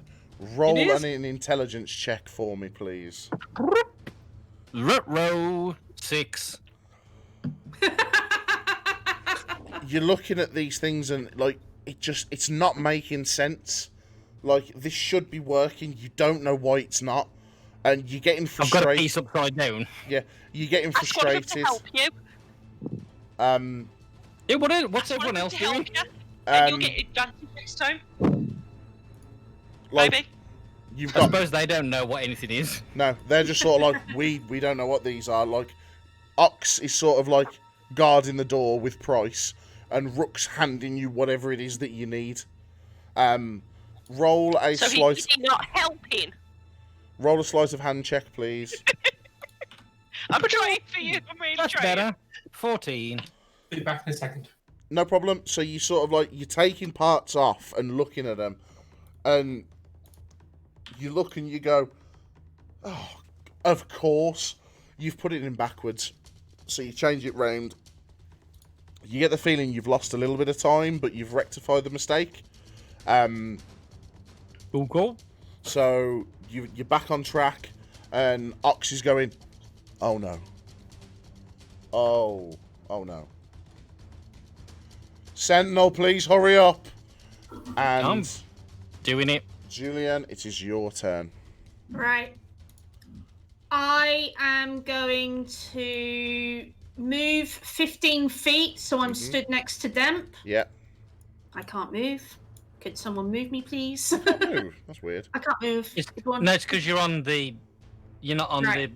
the arrow. You're on the ruler. Oh, because I'm on the ruler. Oh, okay, I knew that. I know how to play this game. Right, I'm gonna run up. I'm gonna run up to Demp, and I'm gonna put a platinum coin in the Gatling cannon. Woo! Ooh! The big guns. Okay. And that's Because my that's turn. like. Okay. Wasn't the platinum like 3d10? Platinum was like That's a the 3. same. That's the same as just walking up to one of these things. Okay. Well then. As you click in that platinum piece, you hear this roar.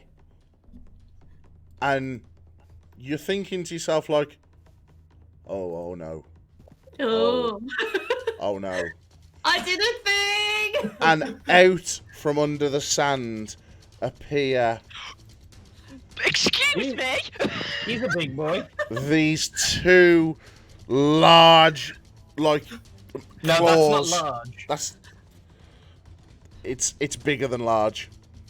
It's the one bigger than large. It's the one bigger than large. These two claws come out of the sand and they pull out this huge carapace on the back as the other 4 legs spindle out and come across as the mouth opens and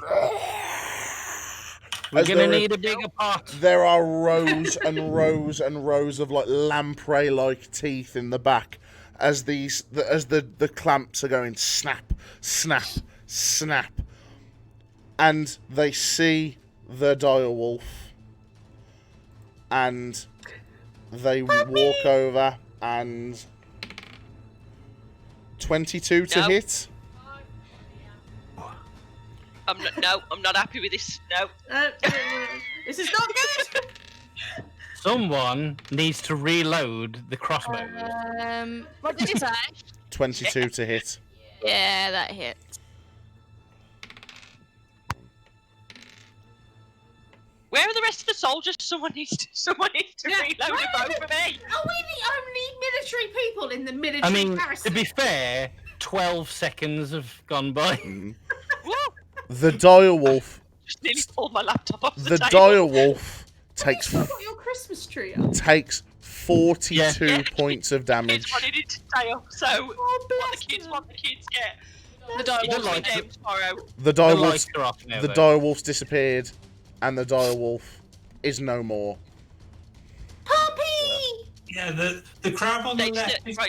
at the moment. The crab on the left is holding one end, and the crab on the right is holding the other. Literally, you see the crab just pincer, and the direwolf just falls in two halves.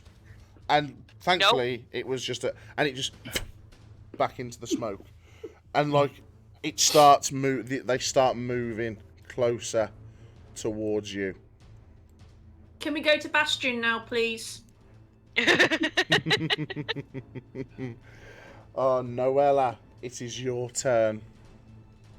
Okay. I will cast Moonbeam on this one. Which one, sorry? Oh, good Hang on. shout. Hammer of Dawn. I cast This one. Which one? lemon Sorry. juice. Are you on the arrow? Yeah, I am, but it's only This coming one? up as a... Yeah. Yeah. Okay. So you cast Um, Moonbeam. So that will take, because it's 3rd level, it will take 3d10, and must take a Constitution saving throw, or it takes half damage. Right. Okay. So Constitution saving throw. Is that straight away or at the start of its turn? I have no idea.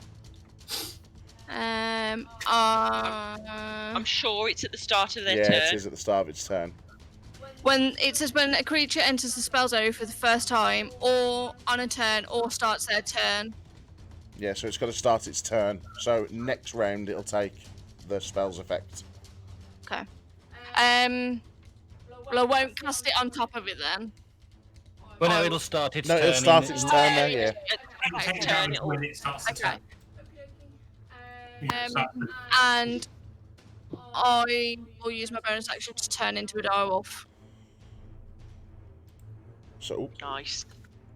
Noella then disappears, and out comes the direwolf. Woo! Ow! Is the direwolf on a medium?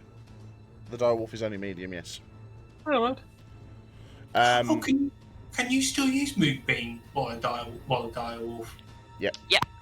Oh, cool. If you've I didn't realise if you've You cast can't. a spell and it's concentration, if you then wild shape, you still retain the concentration. You just can't cast a spell from your wild shape form. Until but if later you've already on. cast it, if you've already cast it, it stays up. Right. No Druids are reference. awesome, then. Druids are cool. Yeah. Druids are awesome. What? Why are we not all druids? Low level druids are OP. Redemption. And It high is now level your druids turn. are ridiculous. It evens out in the middle. Redemption is going to look at while switching to the galleon cannon, Mm-hmm. which, because he's taking a hint from his colleague, is, Want to just shove the plat coin in it? is going to go forward a bit, Yep. and he can. Darn, it's not 30. Come on. And he was about to target one of the zombies, then looks at the giant monstrous crab thing, looks down at the cannon, looks back at the monstrous crab thing, and then wonders, do I go for that one or for the other one?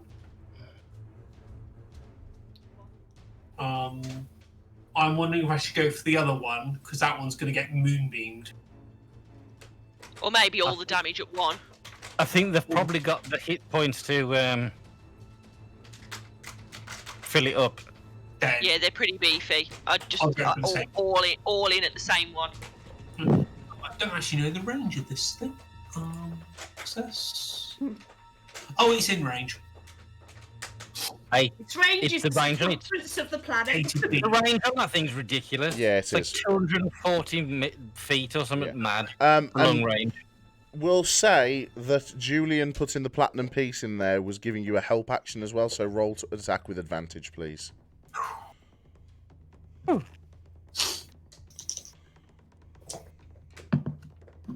That's what I like to see. I have 5 more plat coins. Um, I mean, don't spend them all in the Galleon cannon. where's it? So that's 16 plus 6, so 22. 22 hits. Okay. You know, you can reload one of those crossbows for free that does the same damage. I should remember that. I didn't realize you could reload them for free. And now it's 2d10 plus 4. So, I just mean it doesn't cost a platinum. Sorry. just forgot where my d10s are. Where I am don't I? have any d10s though. That's why I can't remember where they are. But where again? Apologies for this.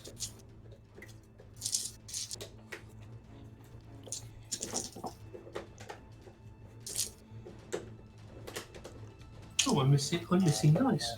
Oh well. Umbraa, you are on deck. Gotcha. Are you going to run to the next crossbow? We're just waiting for Demp to fire the cannon. Damn, fly the gun! Right, 2d10 plus 4. So, I mean, 8 and 6. hopefully when I get this arcane cannon going, I can lay waste to these with some kind of laser beam. 2d10 plus 4, so that is...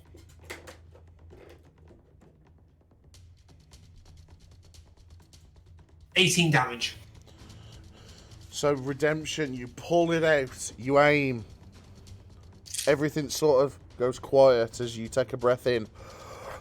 And on the exhale, you pull the trigger. And there's an crack. And it's not quiet anymore. And it's not, yeah. And now it's no longer quiet. As this bolt of energy hits this beast. And even though it's big and rambling and armoured, you see it sort of just and like recoil from it, like, what the crap was that? Do I hear that from downstairs? You absolutely do. And you see Ox go, the pissing hell was that? Rook goes, oh shit. And Price is standing there going, well, shit. Your boy I'll turn back and just go, that's one of Precious creations. And Price goes, that mad bastard. Yeah. Galleon Right. cannon. Umbraa, you are up. Question. Oh, sorry. I'm jumping ahead of I myself. was going to ask. Now, I don't think... I'm assuming you can't switch weapons for your second attack. So the No. question is, I would need to use my second attack to reload, wouldn't I? You use a bonus A action bonus to action. reload. So you can reload and shoot again. So I will put I haven't got any platinum coins on me, sadly. I've only got think- gold coins. So I will put That's still a D10. Mm-hmm. a That's still a gold decent coin hit. into the Galleon cannon, please. As you place it in, you hear a very satisfying chink chink. And I will take a shot at the same target. Roll for an attack, please. So On without Deb, advantage. don't throw away your shot. Oh Not God. gonna throw away my shot. Not gonna throw away. It is a 21. 21 just hits. Oh, is they've it- got. Has it got loading? Oh. It's a bonus action to load. Oh yeah. Because Alright. because it's not a conventional sort of rifle where you're putting a ball bearing and you're charging the powder or anything like that. Yeah, Because yeah. you are literally like a vending machine slot It's like, Yeah. bam, bang. That's a bonus action, do you know what I mean? It's got reload, but that's it. Yeah. Hmm. But a reload is a bonus, rather than load in, which is an action.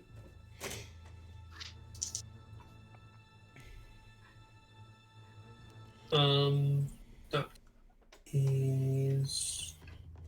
What are the rules with coins? Like, I know if you've got like 10 gold, that's 1 equivalent platinum. to that. So Mhm. can you do conversion, or do you have to go to a bank and get them converted? I think you have to have the physical coin. Yeah. For...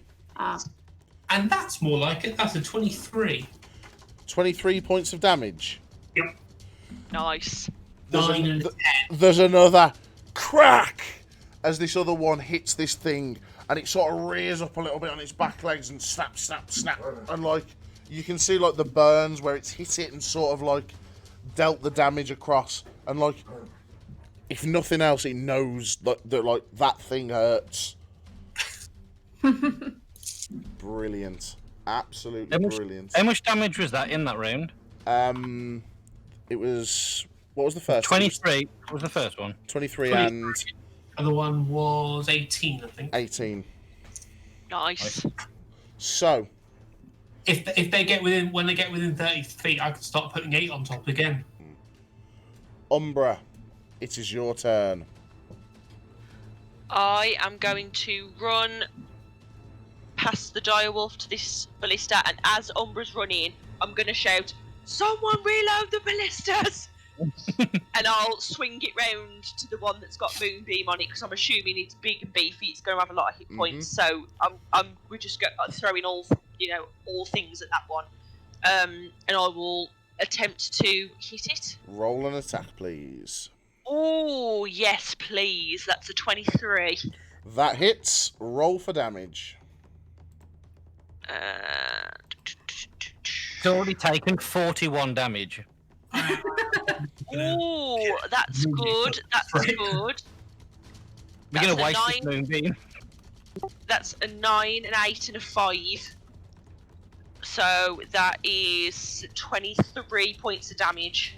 As the ballista fires through, it tries to catch it with its massive claw, but it's too quick, and it impacts the side in what looks like, and it's sort of like, and like tries to pull its head back into its shell, like it's hurting. That's 64 damage it's taken. Moonbeam.com. Yeah. Hopefully that'll finish it. Hopefully. Then I will use the rest of my movement. Wait, hold on. How far did I move? I was there. So 5, 10, 15, 20, 25, 30, 35, 40. There you go. I'm ready to fire next time. So, And then I am my turn. Sentinel, Intelligence check? intelligence check, please. Man. 12. Is no one helping you still? They 12. don't know what any of this is. 12. Like It's everything's a wizard and a fighter. everything's starting to like look real rusty.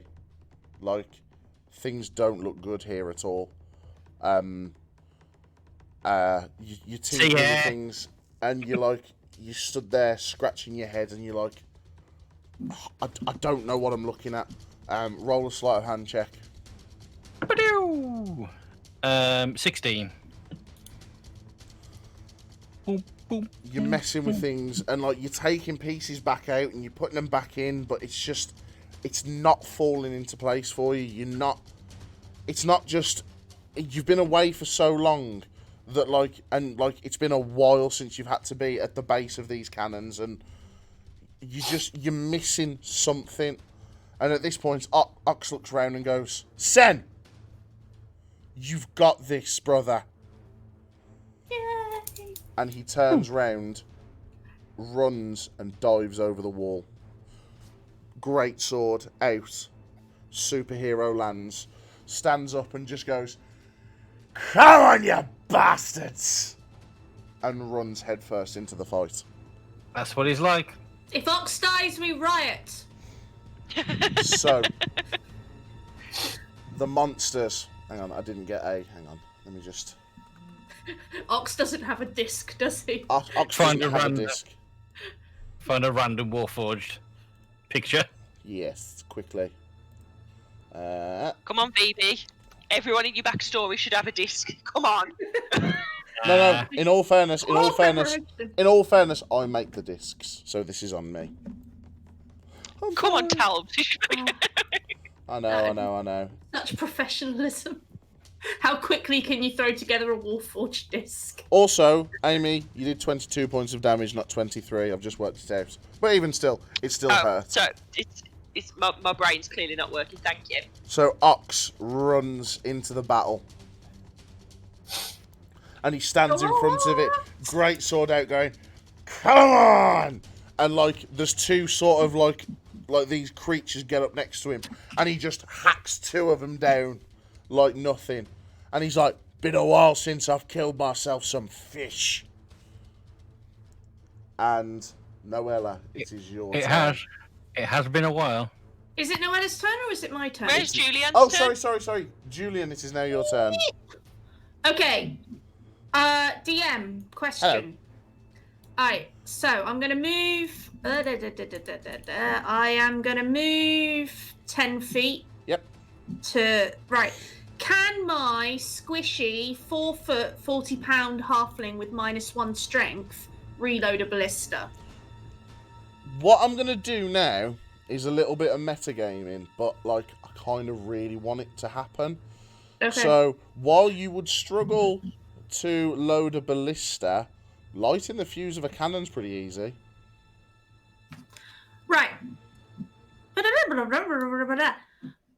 I am going to move.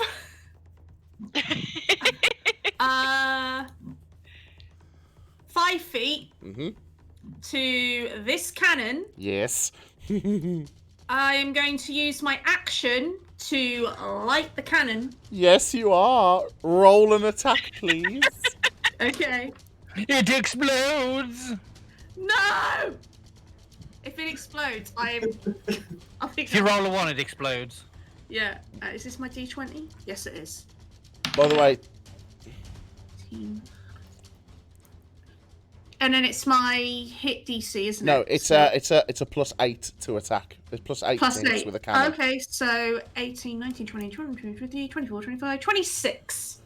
That hits. Go ahead. What am I aiming What for? are you- I'm aiming for the Yeah. crab. Go crab? ahead. Go ahead and roll 8d10. Holy. You should have gone for the other one. Fire the other crab! She didn't say which one she was going for. Is it too late to go for the other crab? I will let you go for the other crab. Right, I'm You've got going. to say who you're firing at to start with. Right, Moonbeam's not going to do anything if everyone kills it first. right, I'm going. So I'm going for the Yeah. crab that is not We do- Moonbeam. We Yes. demand hammer of dawn. How many? 8d10 did you say? 8d10. Right, I'm gonna have to roll 1d10 8 times. You Right, are- okay. you are I'll firing write them down. a shit Okay. cannon. Boom. That's the d12. Okay, shout them out, Jan, and I'll write them down. I can't find my d10. Do I have a d10? You Right, do. here it is. I found. Right, I think this is actually a d100, but I'm gonna roll it. Right. 3, Okay. 4, Yep. 5? 3. Yep. 1. Oh, jeez, come on. My God, why? 10. Thank you. That's better. Right, is this a Nerf cannon? I don't know. 10. Yeah. Nice. 7. That's better. One more. 5.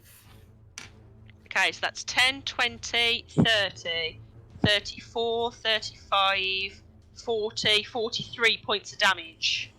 You light this cannon, and the whole like base of it just boom and vibrates and shakes as the ball Throws you back. as the ball smashes into the side of the crab and sort of knocks it up on, and it just barely gets back Thanks down. doing that.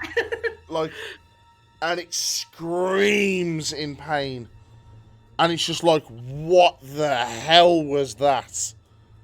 That was a massive hit. Nicely done. I am going to use my bonus action to help Demp.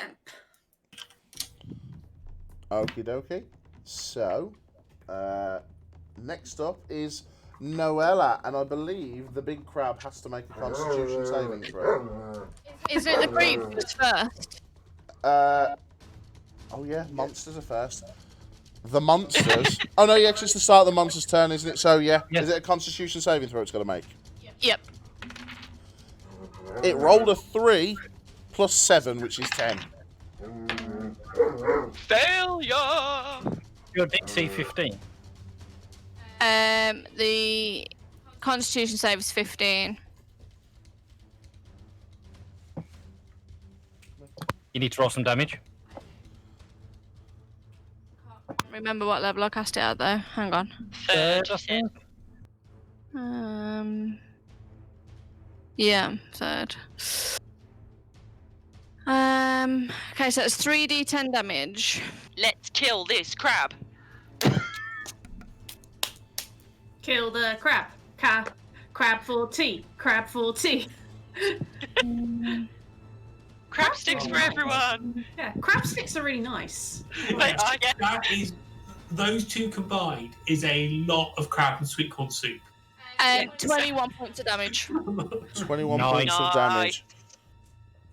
Bye, crab! As the sort of clouds part, you see the moon flicker in the sky. As what looks like, you've said it a few times, the hammer of dawn just whoosh, falls down and erupts and just puts a hole straight through the middle of its back. Yes. And it Come screams on. and just falls, boom, down to the floor.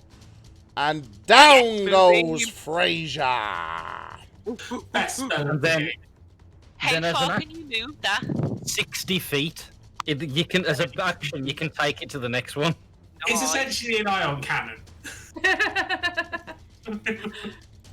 Sunbeam is even stronger than Moonbeam. Nice. Tell me So- more about Because it's just like this column of just like. Come on, rest crabs, bring it on. But unfortunately, the ground still shakes. Uh-oh. Oh, ball. Boo! And it shakes and shakes. Yes. Come on. I swear, on, if something bigger comes out of there, I'm gonna have. Come on now. It's the babies. Ah, teeny one. Oh, look at the crabs! They're so cute! It won't let me resize you. I can't see Oh, any you mean it's not a tiny baby crab? It's not It's a tiny not. baby. Please, can it be a tiny baby crab? No. Okay. I did. No. It Humongous crab! Ah, it's like the kids in one. It's like the kids in. Actually, no spoilers.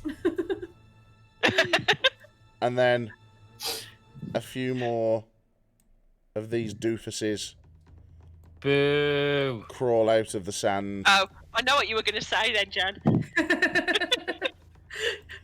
Let's age up.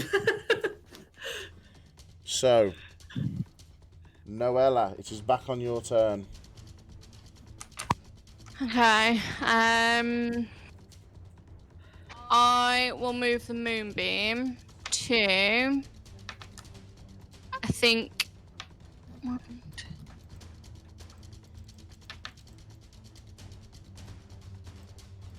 It's a 40-foot cube, yeah? Am I reading that right? Mm-hmm. I'm assuming you're moving it to the other one. No, I wasn't going to move it to that one. Okay. Can you put back the fishes that were here? Put back the fishes. No, they've moved. No. Okay, well you should have moved them on your turn, shouldn't you? I did. I told you. 5-foot radius, 40-foot high cylinder. Oh yeah, okay. That's fine then. I will move It's it. it's only one square, Tobes. The old ones took damage, doesn't it? Yeah. I'll move it to the new one then. Well, you'd move it if the DM would work out how he could move it. You know what? Maybe take it out and put a new one in. Yeah. Yeah, exactly that. Screw you. There we go. It is moonbeamed. I'm just going to grab my phone charger. I'll be back in a second. Oh, right, okay. So VoodooBeard's worked out how to write on it. I haven't worked it out, I've always known. So the moonbeam has moved. Noella, what else are you doing? Right, okay. Okay, so, Demp, it is now your turn. Oh, actually, no, sorry, it's not. It is going to be Ox's turn. And he's going to run his double dash straight in and cleave at that one. Go Ox! Yep, that hits.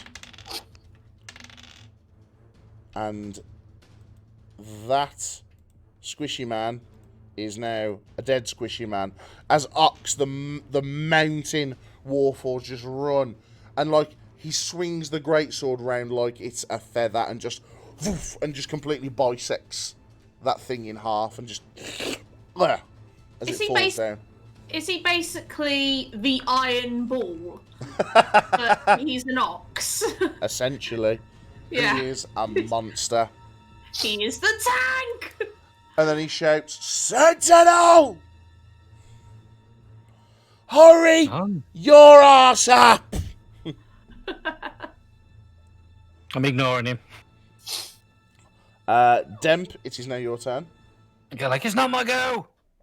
Right, so I'm going to load another gold into the cannon, into galleon cannon. Yep. With advantage, because I helped. Yeah, with advantage. Actually, did I? No, I'll just use the gold. Okay, so targeting.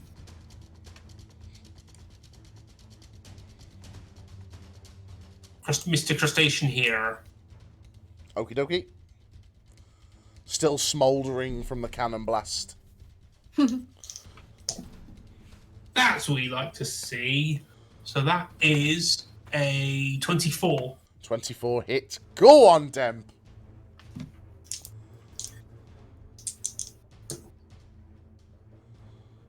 And that's 15 plus 4, so 19. 19 damage. points of damage. As the galleon cannon again, crack! And poof, hits it. Boom! And like it knocks it. It's just recovered from being hit by a cannon shot. And then another bang hits it, and it's like, ah! And you see it sort of like one of its legs just like falls off. And it's twitching and writhing on the floor. And it screams in the air, but it still stands.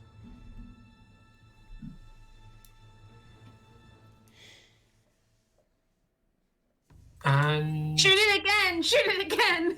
I can't. I've used my bonus action to load it. Don't you get 2 attacks? Yes, but I've used my bonus action already to load it. Because you loaded it for him the first time, he still he shoot it, use his bonus action to load it and shoot it again. But your attack action is 2 attacks. Mm. You don't use your bonus action to attack. So you attack once, your bonus action, and you attack again. And I okay. Oh, need to right, you've reload already it reloaded It was a load to start with. Yeah, Okay, yeah, sorry. the cheeky one would be to switch to my bow. I don't know if that's doable in game. I think is that an action to switch weapons. I will say, you're a ranger. You'd probably just be able to. They're both two-handed weapons, aren't they? Roll a d20 for me. You could probably drop it and then just 8. You wouldn't be able to just swing it in time for it to count as the one action. I'm still getting used to carrying this thing around. Oh, could I Could I be cheeky and use... Actually, no. What I will do is use my action to reload the ballista beside me. The ballista. Yes. Yep, you pick up a bolt, crank it back, click, click. The bolt is in place. You can load it as an attack. Well, Oh, yeah. Attack. Well, no, it's Is it not- a whole? Is it a whole action to reload, or is it an attack to reload? We'll say for the instances in this that because it's a multi-attack, it's not. I tell you what, you can't use your whole action to stick a bolt on and cock it back. But I mean, if you just picked up a cannonball and slid it down into the, Yeah. I'd let that happen. It's just a reload, which Yeah, is... it's just a in. So, my second attack will be foul language directed at Brilliant. So you just hear this booming thaumaturge voice scream abuse. Wankers! Umbraa, it is your turn, wherever you may be. Ah! Hey! Okie doke. So, I'm gonna shoot the big crab. Roll for an attack, please. Just to clarify, I am going for the one that is not moonbeamed. Okie dokie. So, come on. Natural 20! Yeah! Ba ba ba ba. No, that's 26. To hit. So, that is 3d10 doubled. Yes. Oh, I'm about to shoot a bitch. Okay. Ooh, okay. Ooh. 10, 11. 16 doubled is 32 points of damage. The ballista bolt flies as it recoils from the shot of the cannon and then the shot of the galleon cannon. It looks round and the bolt just sinks straight between its eyes and it goes rigid and just falls forward. Yeah, it does. It did. You're dead! I'm assuming I know I get 2 attacks, but obviously that's is the cannon next to me loaded? It is.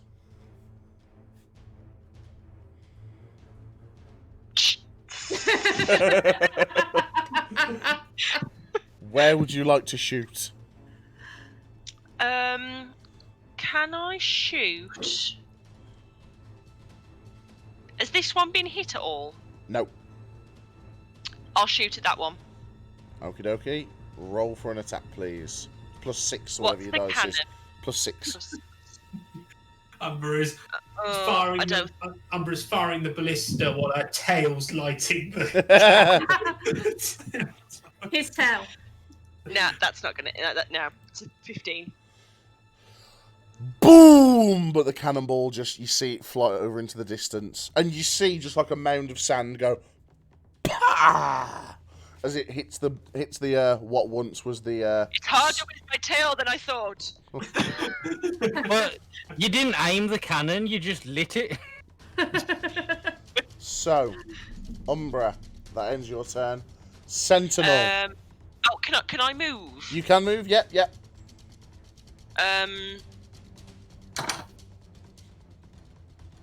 I will move. Have I seen anyone come to this ballista to load it yet? Like, are any other military people coming to help at all? Ooh. Roll a perception check quickly for me. Perception. 15. As you're scanning the landscape, you can hear behind you clanking of like armor and shields and stuff as you think you can hear people coming from behind you to sort of like back you up. But you're looking over in the distance and there are other battalions. And as you're looking over at these other battalions, there are these creatures climbing up the wall. And there are these crab creatures that are just bringing down the side of the barracks and the fortress. Like, you're not the only point of attack. They're not just focused at you. It's across the whole coastline. And they are just coming. And everyone else is doing a real bad job. Everybody else isn't faring as well as you at the moment. I need to fix this cannon. I will run 5, 10. I'll go to this cannon here. Okie dokie. Oh, geez, my eyes have rebelled on me. And I'll end my turn. Okie dokie. Sentinel. Okay, so Rico can do the help action, Yes. but his turn is directly after mine. Right. So either Would you want to mush would you this up let- a bit, Would you or let... he are you- helped it last time for this time. We'll say that on the end of your last turn, as you're stood there getting frustrated, Rico just walks up to you and goes like... "Tsh." No, That's for letting me explode. Yeah. that's not helping. No, snap out of it! That's not helping. Yeah. That's not a help action. He gives you the help action on you at the end of your last turn. Right. So that gives me advantage on a ability check or an attack. So I'm going Roll. to choose an ability check. Yep. Which I do need. That wasn't better. 13. And That roll, was better than last time. and roll the Only- sleight Only by 1. and roll the sleight of hand check. 13. Someone needs to reload these cannons. Because someone hasn't maintained this one. As you're getting frustrated, you click it all into place. Ah, I don't want to have to do this, but it's what I wrote down, and Alright. Ox, It explodes. Ox looks round at you, and like he's wondering why the cannon's not firing yet. And as he looks round, the crab grabs hold of Ox. Crab's hold. And as he's got him down in a vice grip, the things start crawling towards him. He manages to fight like force his way out of the crab grip. And like he's punching these things, but as they start mobbing him and mobbing him and mobbing him, and he's We've getting got it. overwhelmed. He's got a lot of HP. He's swinging his sword, and then the crab gets him again. You hear in your head, Sentinel, I'm not going to make it, mate. Please, fix... In my head. Yeah, Okay. fix the bastard cannon. Save us. I love you, brother. As Ox, you see him glow from the inside. And all you hear before the roar of flames is, "Piss off, crab bastard," as Ox explodes. Detonating himself.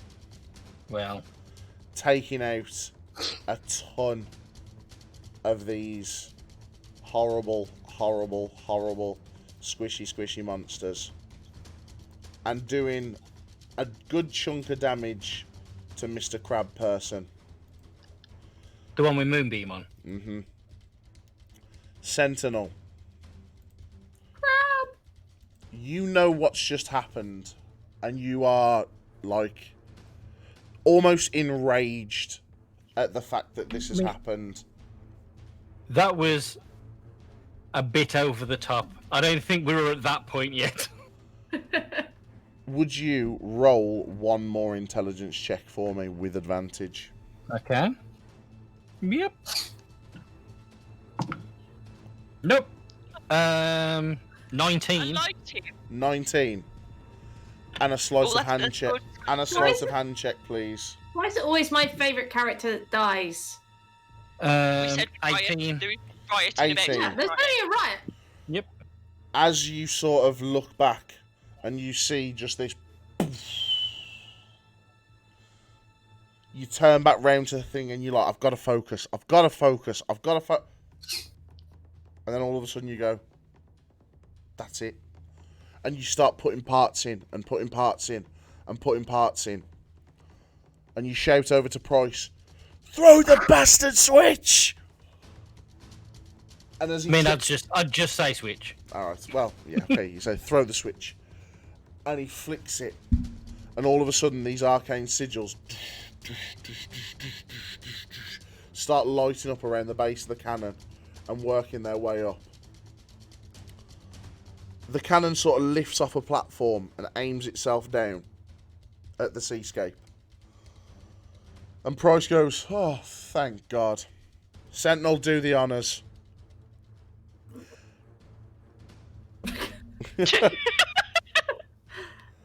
As you press the button, the lever. And imagine like you've just got in the seat of the gun position of the Millennium Falcon as you aim it round and you press the button. As you guys see just this flash of blue light hit the floor and just these things just get blown away like into tatters, into pieces. This should have been maintained. The crab, like, it's on its back, it's burning alive, it's dead.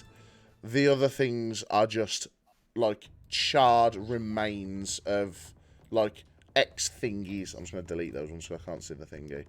They are just nothingness. They have been vaporized. They have been suitably vaporized.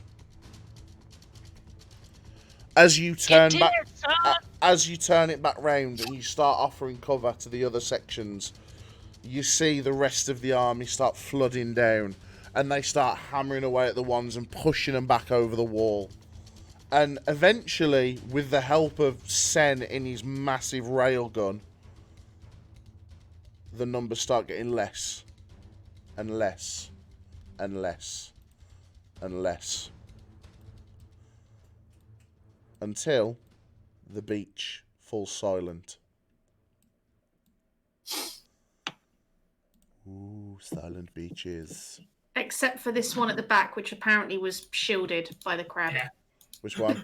We have a survivor. We have a survivor! That one, as it walks out, as it climbs from under the wreckage, you see this hand come from under the pile of corpses. And its neck just goes snap as the bodies start rumbling and moving. An ox, missing most of his one side, pulls himself out and goes... He's going to need repair. Looks over at you and goes, what took you so bastard long? It's broken. And he Can starts... Umbraa slide down the wall, like kind of jump over and kind of monk monk awesomeness, slide down the side of the wall to go and like assist him. Also, in my defense, I fixed it in 18 seconds. You may have fixed it in 18 seconds, but dramatically, it was ages. Yeah, it was ages. It was several minutes. Mm-hmm. I have I don't suppose a healer's kit would work on a Warforged, would it? Yeah. Yeah. They heal like that as normal, Alright. yeah. So it's. I mean, I can bank some cure wounds on him. I'll jump down and throw a level 2 cure wounds. I'm over there. I'll go and help him walk back. You don't need me. I'll stay up here and. Oh man. So as you sort of run down and like collect Ox 14 HP back and to bring him limping back, like as he's got both of his legs but he's missing an arm, and like he's walking round and like he's covered in sort of like burn marks, and there's like a massive hole in his chest where the explosion looks like it originated from. And he's like, oh, goes, 500 years we've been fighting this war, and the day you come back is the first time I have to blow myself up. I swear to God, I'm never coming to rescue you again. I hate you. I hate you, Sentinel. Well, I'll do the cure wounds, and I'll just go. That was a bit premature. Good on you, mate. Did you not see the big crabs? I saw them 60 feet from the shore, yeah? And what he does then is he rummages from behind himself, pulls his missing arm out, slaps you with it, and then goes, put it back on! I mean, And this time don't take as long as it took you to fix that bloody gun!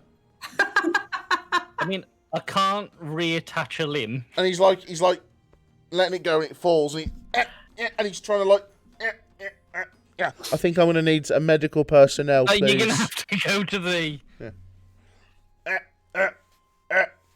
And then you're going to need that regenerated.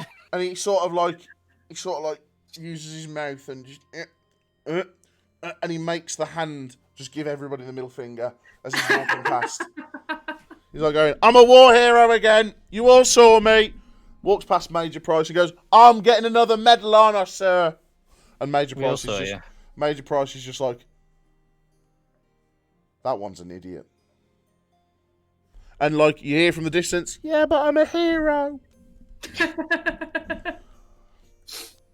So you all sort of sit on the edge of the wall and you watch the ocean come back in. And slowly the corpses, they drift out and sink back into the depths. And while Price sort of looks like an old soldier that's just got to live the valiant life again. So he's looking out and he's like, yeah, but at the same time, he realises what this actually means. And he looks around and goes, Sen. He says, I need you to find out what these skulls are for. Yep. Sir, will do. He says, we'll get word to the other side of the bridge. Tell them to arm the guns. Maintain their cannons. Someone needs to maintain the cannon. Oh, well. And like, Major Price sort of laughs and goes, you're telling me now. You're telling me now. Hindsight's a wonderful thing. Ah, we're at war again, aren't we? By the looks of it. Ah, well. Can you remember what rank we gave Sentinel? Second lieutenant, I believe. Yeah, he just made officer, didn't he? Just made officer towards, like, not long before the end of the war. Yeah. So he sort of looks at you and goes... And he pulls off the second lieutenant badge. And he goes into a pouch. Pulls out a lieutenant's pin. And pins it to your chest. You gonna put... Ooh, promotion. Level up. Level up, level up, level up. And he says... Get surrounded with the lights like on World of Warcraft. Yeah. It's like, and like Sentinel does that thing when Ash Ketchum gets a Poke badge.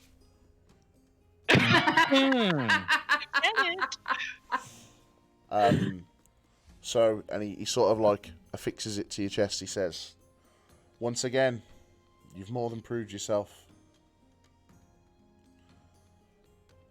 I'm going to call the rest of the Warforged back.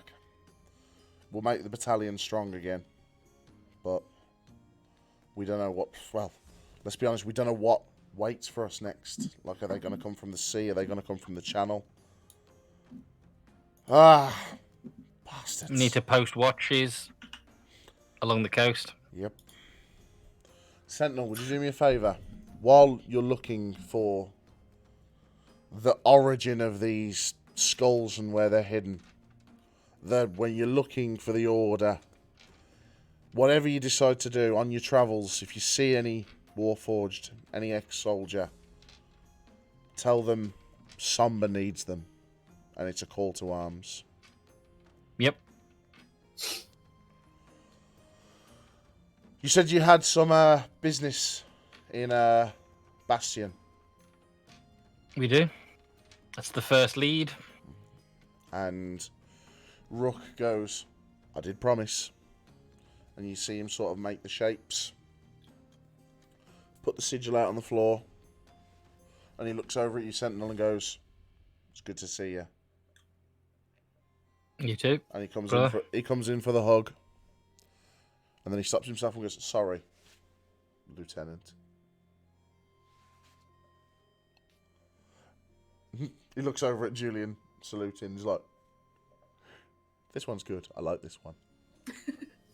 And Major Price goes, I'll be in touch, Sentinel.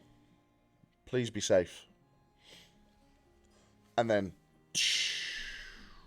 the spell circle comes up and you're all ushered through. Just I'm going through with Is there anything you need to do in town? give them a polite salute. And then just with like a playful chuckle go, more of those, please. And then just as I'm going through, you hear my voice go, we've left the fish on the table. Yeah. Oh, no. What about the shark? No, that's where we were dropping it off. Yeah. So as you come to the other side of the spell circle, Julyan, you know exactly where you are. You have broken in here many, many, many times. You have also been arrested and placed in here very, very, very, very, very, very, very many times. Yeah. Almost as soon as they see you come out of the spell circle, the guard's like, not you again, bloody hell, Jesus Christ! And they're like pointing swords and stuff, and then they see Sentinel step out and go, what? What? And they're like, they look at Sentinel and go, is she with you? Yes. Why? And they look at you, Julyan, and go, we're watching you.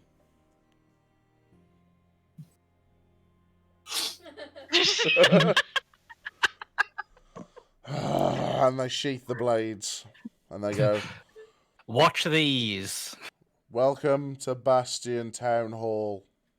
Please enjoy your stay. We inside the town hall. And yeah, you've come into what looks like an area where the guards sort of like are based and stationed and stuff like that. So as the Terminator circle emanates and you all step out from it, and Julian's busy flipping everybody off with authority. Your criminal offence. But they're more worried about the lieutenant that stood behind her. Like she's like, nah, you ain't doing shit. Got me a warforged. I'm with the army now. Yeah. Fucking fools. As you walk out, Rook comes out behind you. He goes, I'm not here to join you, but what I am going to do is give you these. And he hands each one of you a crest on your shoulder. And it's made of silver with a sort of black onyx stone. And it is like a sort of curved sort of scimitar hooked thing, like shape.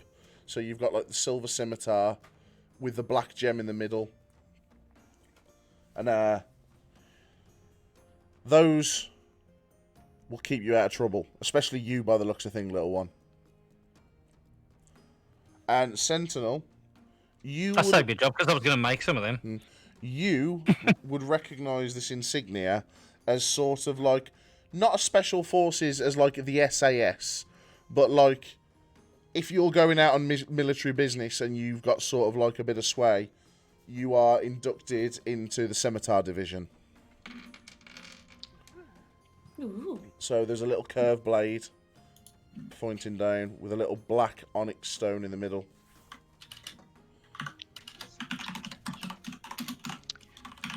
I'm Obviously, getting to add loads of things to my name. Like I'm like Daenerys Targaryen. You don't obviously Sentinel, you don't need one of these. You are Mr. Military. Yep. But the rest of you guys, you have one of these sort of things. And Julyan, I imagine as you're walking past people, you're going, Scimitar Division. Yeah. What's this thing called? It's just the emblem of the Scimitar Division. Is it Guardian No. It's not a thing Guardian it's not a emblem? thing I've made yet. It's just like an emblem. okay. I'll pop it on. I'll pop it on eventually. Okay. But yeah, as you walk out of the town hall, you look round, and you, like Julyan, you smell that familiar smell of sort of like oil and damp and The smell of home. and like wet Damp oil. wet stone. And as you go outside, you can see sort of like big coke furnaces, like chimneys, and kicking out all the coke furnace, the smog and stuff, and like proper industrial, high rise, almost what was like imagine like the old Soviet blocks. Do you know what I mean? That sort of vibe. Like it's a Brutalist. Brutalist. That's the one. Yeah. Very square, blocky buildings. I am the man who arranges the blocks. And as you take your first deep breath of the air of Bastion, that's where we'll end tonight's episode. Woo! Woo! Thank you, everyone. And must make a mental note that we need to come to Bastion, save poor child, murder fools, and then go back to Bridgend because we have to locate the friend of Noella. Yeah, we need to go butterfly hunting. We Yeah, have a lot of hopping around to do. you do. Right, but guys that are watching the stream, thank you ever so much for sticking by us for 4 hours. 4 whole hours. 4 whole hours of us rolling dice and killing crustaceans. But thank you so much for coming. I don't know when the next one will be because I have a lot of writing to do. Who knows? Who knows? No, it's all good. But I hope you have enjoyed this episode, guys. Thank you for watching. And it's a goodbye from me. And it's a goodbye from them. Peace! Good evening, Bye. everyone. Bye. Bye. That